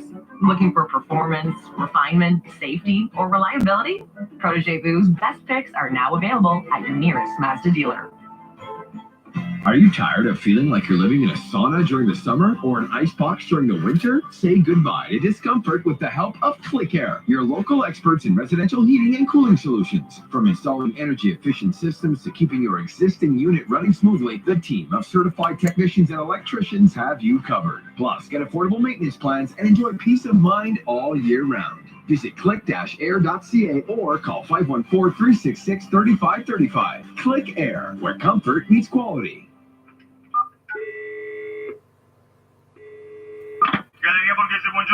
Hi, do you have guided tours today? Sì, ma certo. We have today at 10:30, 11:30, 12:30, 1:30, 2:30, 3:30. Imagine having Europe all to yourself during the Air Transat off-season promo. Book your flights to Europe starting at $699 at airtransat.com. Conditions apply. Air Transat. Travel moves us. The doors are closed. This is Todd. Todd is a horrible singer. Just awful. Despite his tone deafness, Todd knows a good deal when he sees it. This is his first drive in his new Ram truck. He just picked it up at the Ram Power Days event, where you can get 20% off MSRP for up to $14,200 in discounts on a 2023 Ram 1500 Classic. See dealer for details. Take us away, Todd. Bought a new truck. Oh, a little more. A little more. Parking should be simple. Good. A little more. Quickly submitting and tracking a claim on the Bel Air Direct app actually is simple. A little less. Bel Air Direct. Insurance simplified. Take your business to the next level with a TV commercial. CreativeServices.ca can help for less than you might imagine. We're the pros at CTV Montreal, so we know TV production. Now, let us get you there. Visit CreativeServices.ca. Live, local, and letting you have your say. The Elias Macco Show. CJAD 800. All right, we continue the Elias Macco Show here with a story out of Point St. Charles and a plea for action. You know, it's interesting in the context of the provincial government, right? They've introduced legislation. They tabled the bill, Bill 57, that aims to stop disruptions at city council meetings, and they don't want to see harassment and threats directed towards politicians in this province. And when we had a discussion about that, part of the discussion that we had on this program was, well, you know, sometimes you need to create a bit of a ruckus in order to get stuff done. I present you with this story, and what happens maybe sometimes when you don't create the ruckus, right? Maybe sometimes you need to bang the drums in order to get action. So the story out of Point St. Charles is a story that takes place over 4 years. Okay, this is a story that dates back now 4 years. We're going back to the year 2020, and it's from Grand Trunk Street in Point St. Charles. Maybe some of you are familiar with the street. It's a long street, right? Maybe some of you live on Grand Trunk Street. If so, you'll know what I'm talking about here. Work on water mains on Grand Trunk Street for 4 years now. Okay, it's a construction site, a water pipe. Okay. And the street has been closed down and has been never-ending work for 4 years. There's a woman that lives on the street, Stephanie LaBelle. In fact, the gaping hole in the road is right in front of her door. And it's been now 4 years of dust, noise, heavy machinery that just never end. It's fixing one pipe. And after 4 years, she has started to ask a lot of questions. In fact, you know, she put up one of those QR codes. She put up signs in their neighborhood with a QR code to sign the petition, right, about the work and getting results. She got 250 signatures right away. Okay. Holy fuck. So she ended up going to city council because she's had enough. And I'm just going to play you a snippet. This is in French, okay? And she goes to council. I want you to listen. Okay, it's one thing. We've all had it, by the way. We've all had it happen. Doesn't matter what part of the city you live. Lachine, NDG, Outremont, the Mile End, wherever you've lived, you've seen an instance like this where work doesn't happen fast enough. But what you're about to hear is someone that has had it. It's been 4 years of work right in front of their door. And now the emotional toll of that comes through. Have a listen. Plus de 4 ans, je suis désolée, mais c'est inacceptable. C'est pas 4 mois, c'est 4 ans. Can you imagine? Let's play it again, actually. Yeah, but they've been trying to push them out for you fucking... The emotion you hear since in Trudeau a voice, and this is got there, again, they've been trying to push them out, and they tried to pay them off, and they said no. And they said that we're a community type neighborhood and we all know each other and fucking pay our mortgages like everybody else. Like, we plan to die here. At this point, this is when you have a failure in administration, failure in government, failure in municipal government, right? To deal with the situation. And there's just not an understanding about how it affects people's lives. Okay, Maya Vananovich, who's in charge of the city's water infrastructure, she answered the question at City Hall, right? Because Stephanie LaBelle, the woman you just heard right there, Maya Vananovich responded to her concern. Her husband was, and you know, it's interesting here because she went over some of the issues the city has had trying to replace something to do where he's a quadriplegic or apparently or something. the city is going to be going to court over this. Apparently there's been lots of problems with the contract. I want to tell you about some of the delays. December 2022. Don't know how I'm supposed to bring delays due to an unforeseen situation combined with delays in the supply of materials force us to postpone the end date. This is December 2022, the first time they respond to the hold that's now been open for 2 years at that time. May 2023, technical difficulties, have forced us to suspend construction for the last 2 weeks. Following analysis, corrective works must be carried out. Until this work is possible, the excavation of Grand Trunk Street will stop, right? October 2023. Now we're at end of last year. Work will resume, but following analysis, corrective work must take place first. January 2024, supply issues that occurred in December prevented us from completing the work on the water main, forcing us to maintain the 3 excavation points. Construction can resume upon receipt of the materials. Ladies and gentlemen, so where's this material coming from, right? Why is it 4 years, no pipe fixed? Well, guess what we're finding out? The city had purchased the pipes from the United Arab Emirates, the UAE, rather than going with local suppliers. And apparently that's part of the issues, right? They bought pipes from across the globe. The pipes broke, which forced the delays in the work. No, we're going to hype up. It brings me up to the hole on Notre Dame Street, where they make a mistake with a supplier and they get inches and millimeters wrong. I think it's time we ask questions here about, what happens, what are the ramifications and the price, right? Probably when a mistake happens that affects someone's life for 4 years, right? I don't know if heads need to roll, right? And I know it's probably hard to get rid of bad decision makers in a bureaucracy. Oh, but nobody gets fired ever. When you hear the tears in the voice of a citizen saying 4 years, this is my home 4 years, something's got to be done. Hopefully we'll talk about this more with those involved. Maya Vanatovich, by the way, comes on the show all the time. So maybe she'll come on this program. We should reach out to her and try and find out why one citizen has had to spend 4 years staring at a hole in front of their door. Got to leave it there. When we return on the Elias Matko Show, as Tesla lays off thousands, are electric vehicles doomed? We'll tackle that on In Transit.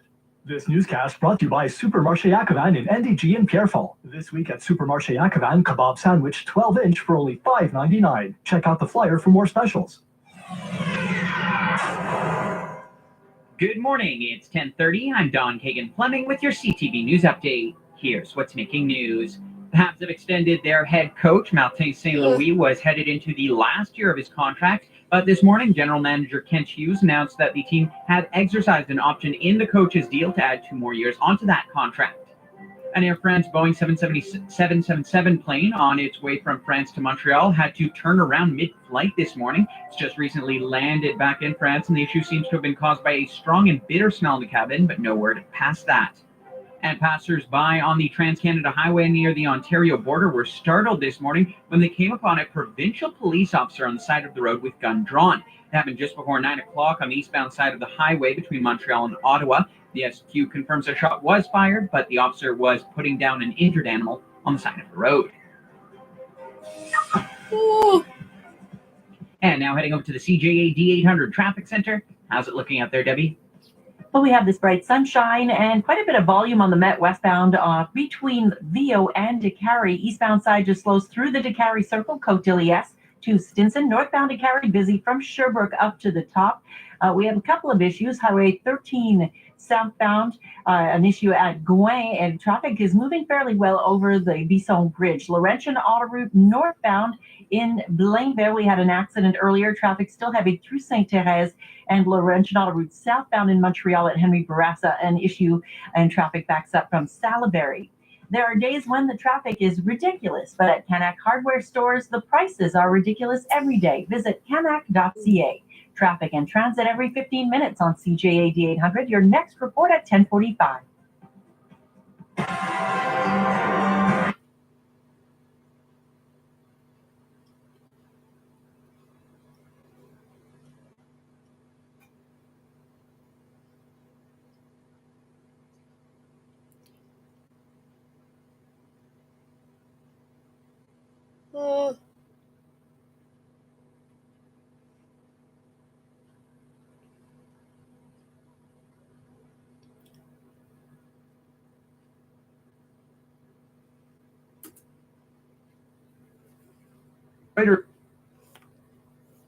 To lay off more than 10% of its workforce.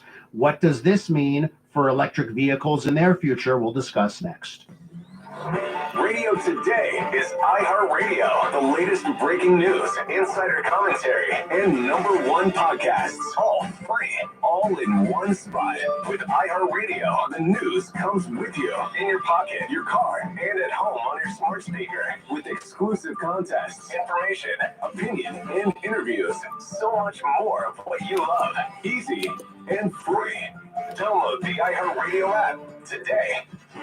Hey, Montreal, are you ready for something truly electrifying? Then come on down and immerse yourself in the Chevrolet experience at the Montreal Electric Vehicle Show, April 19th to 21st at the Olympic Stadium. You'll get a taste of the future of driving with cutting-edge Chevrolet models, such as the Equinox EV, the Silverado EV, and the Corvette E-Ray. And you can fill up on adrenaline by taking a test drive of the Blazer EV. The future is here at the Chevrolet exhibit, April 19th to 21st at the Olympic Stadium. Don't miss the year's most electrifying event. The Lumia Private Retirement Residence, located in Point Claire, offers you a secure, comfortable environment and a wide range of services to suit your needs. The Lumia team is pleased to invite you to the Elvis Tribute Show on Wednesday, April 24th at 2 p.m. The event is free, but places are limited. Reserve yours now by calling 514-695-6695. 695-6695. The Lumia, a cozier retirement home. How do we make precision tires? We get to know the people who use them. We travel with them, take every pothole, patch of black ice, and surprise the open road throws at them. So whether it's, wow, these roads are so smooth they put my children right to sleep tires, or the two kids fighting over a bag of ketchup chips in the backseat when one chip flies in front of your face, causing you to suddenly pull over and take a deep breath while asking for Serenity tires. Ask for Yokohama, made precisely for you. Inspiring Entrepreneurs by BDO Canada is celebrating its 15th season, delivering wisdom and valuable advice every week from entrepreneurs like Samar Sab, founder and CEO of Insight Solutions company Explorance. He'll talk to us about listening to your employees to drive higher impact and performance while using data ethically. Join me, Dan Delmar, and BDO Canada's Michael Newton for Inspiring Entrepreneurs, Saturday at noon on News Talk Radio CJAD 800, then on iHeartRadio or wherever you find your podcasts. Hey, Simon, your concrete is still in good condition. Avoid demolition. Why don't you have injections? GeoFix, the expert in concrete lifting. Fast, cost-effective, and durable everywhere in Quebec. GeoFix.ca. It's a Honda. 1, 2, 3, cha-cha-cha. And 4. 1, 2, 3, cha-cha-cha. 4. No. It's 1, 2, 3. When you're in a Honda CR-V with Honda Sensing Technologies, it's much easier to adapt yourself to the road and to other drivers. Try again? Yeah, let's try it again. Hey, no, that's no. With 2 available hybrid versions, follow the rhythm of any road. During the Honda All the Way event, lease the 2024 CR-V Touring Hybrid from only 2.99% up to 24 months and get a $1,000 lease bonus. It's a Honda. On approved credit, details at honda.ca. The chase, the challenges, the $1 million prize, those exotic locations, and of course, that unmistakable theme music. A new episode of The Amazing Race, tonight at 9:37 Mountain on CTV.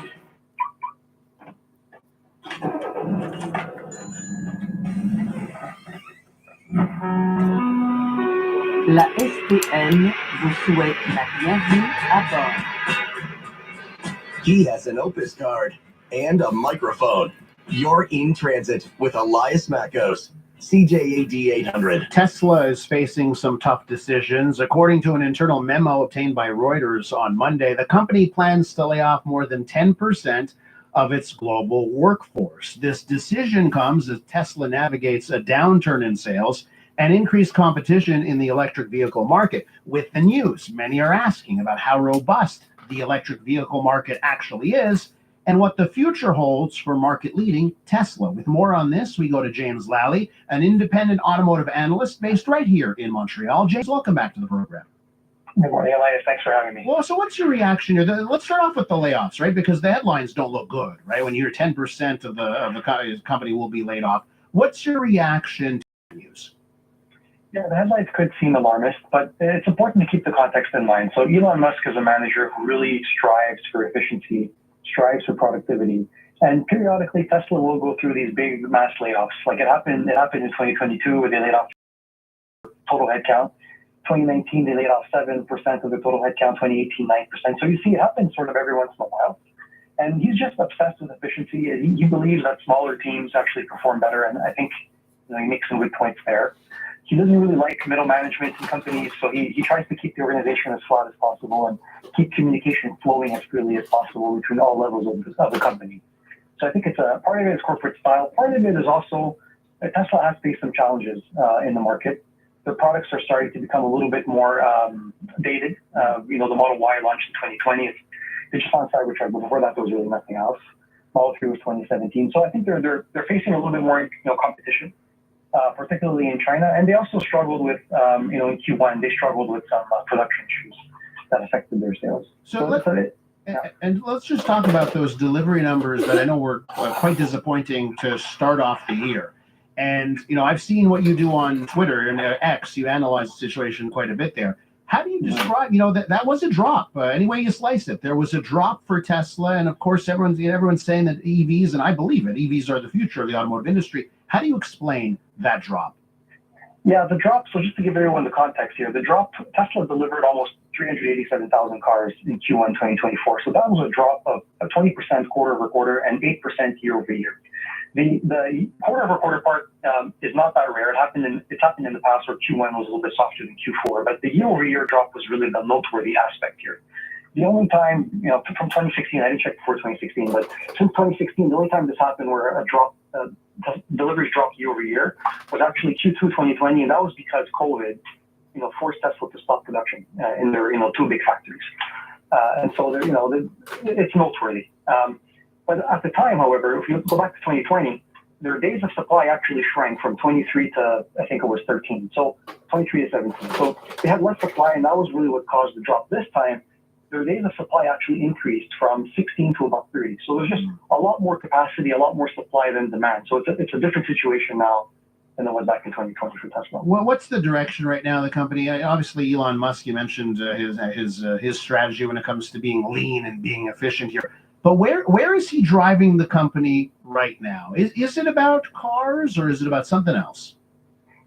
Elon Musk has always been obsessed with the idea that cars will become autonomous, and he wants to be the leader of that revolution. He wants Tesla to be the one to develop the fully autonomous car.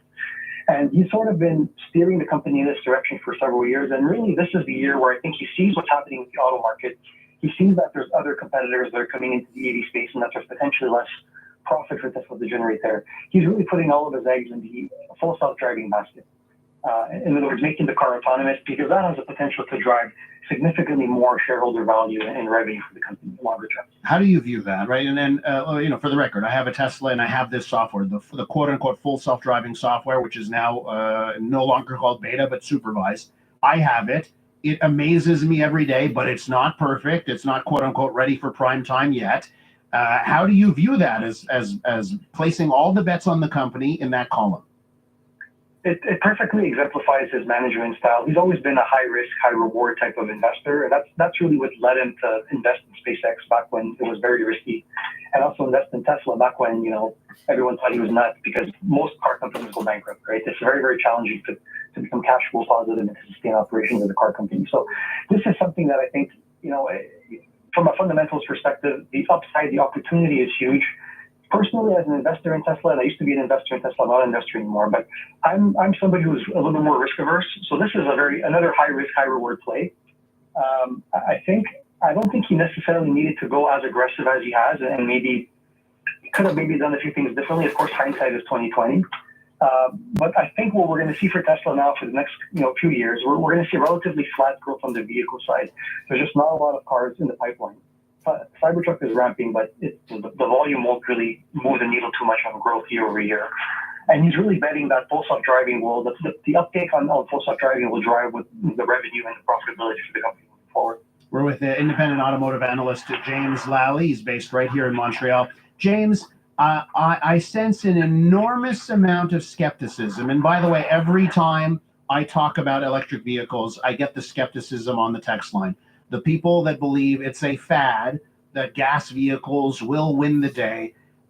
In your day-to-day looking at the market, what's your response? Because you must encounter that at times as well, whether it's with friends or family members, that kind of thing. What's your counter to that notion that this is actually a fad? EVs aren't going to make the waves that a lot of people believe.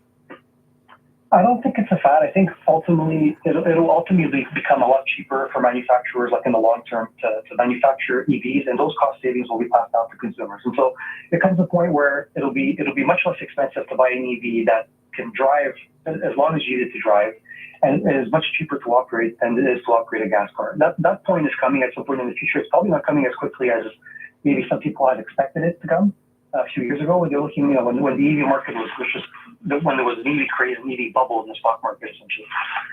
But that point is still coming at some point in the future. I'm not sure that EVs will displace necessarily 100% of all drivetrains. So I think there's still going to be a role for internal combustion and particularly hybrid or plug-in hybrid electric vehicles. I think those are going to play a key role as well in the future.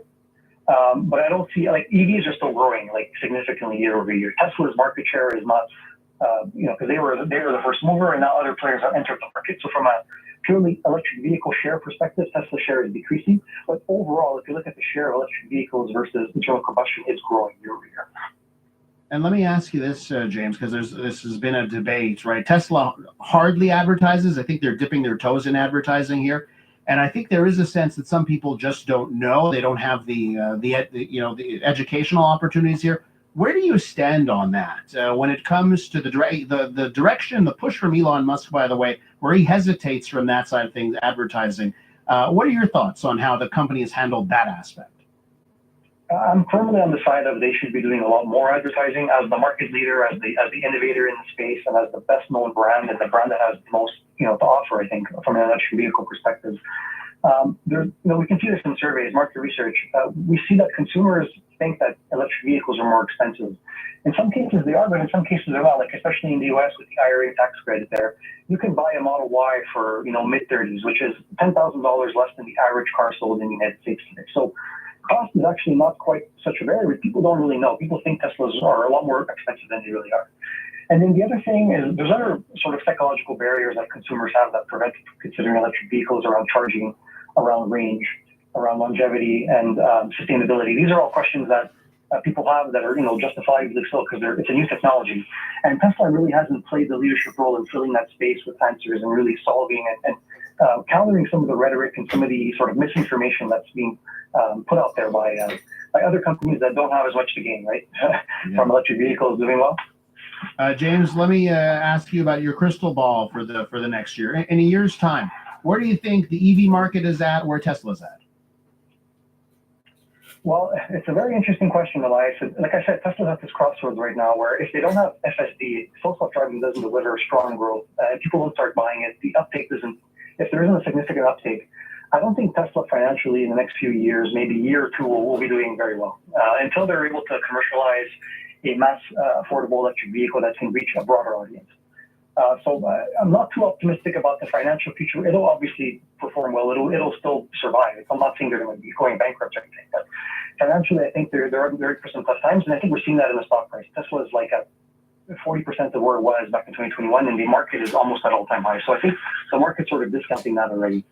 Overall, electric vehicles, I think they're going to continue to progress. We're going to continue to see more players enter the space, and the technology will keep getting better. So I'm very optimistic on the future of electric vehicles in general. Let's see what happens with Tesla. If they're right about full self-driving, and if FSD with enjoy, and it has been very impressive. If that continues to progress, and if it does reach the point where it's safer than humans, then everything changes, and then we'll be having a completely different discussion, at this point next year. James, we got to leave it there. Thanks so much for the insight. Thanks so much, Elias. That's independent automotive analyst James Lally. When we return, we're going to be joined by Mitch Joel, and we'll talk about a big battle happening right now over technology in classrooms and technology for youth and teenagers. That's what lies ahead. 10:47, we check in now with Debbie Marcellos. We had a stalled vehicle 13 South Gouin just after the Bisson Bridge. It has been cleared, and traffic didn't really back up on 13 southbound. We do have a slowdown, though, on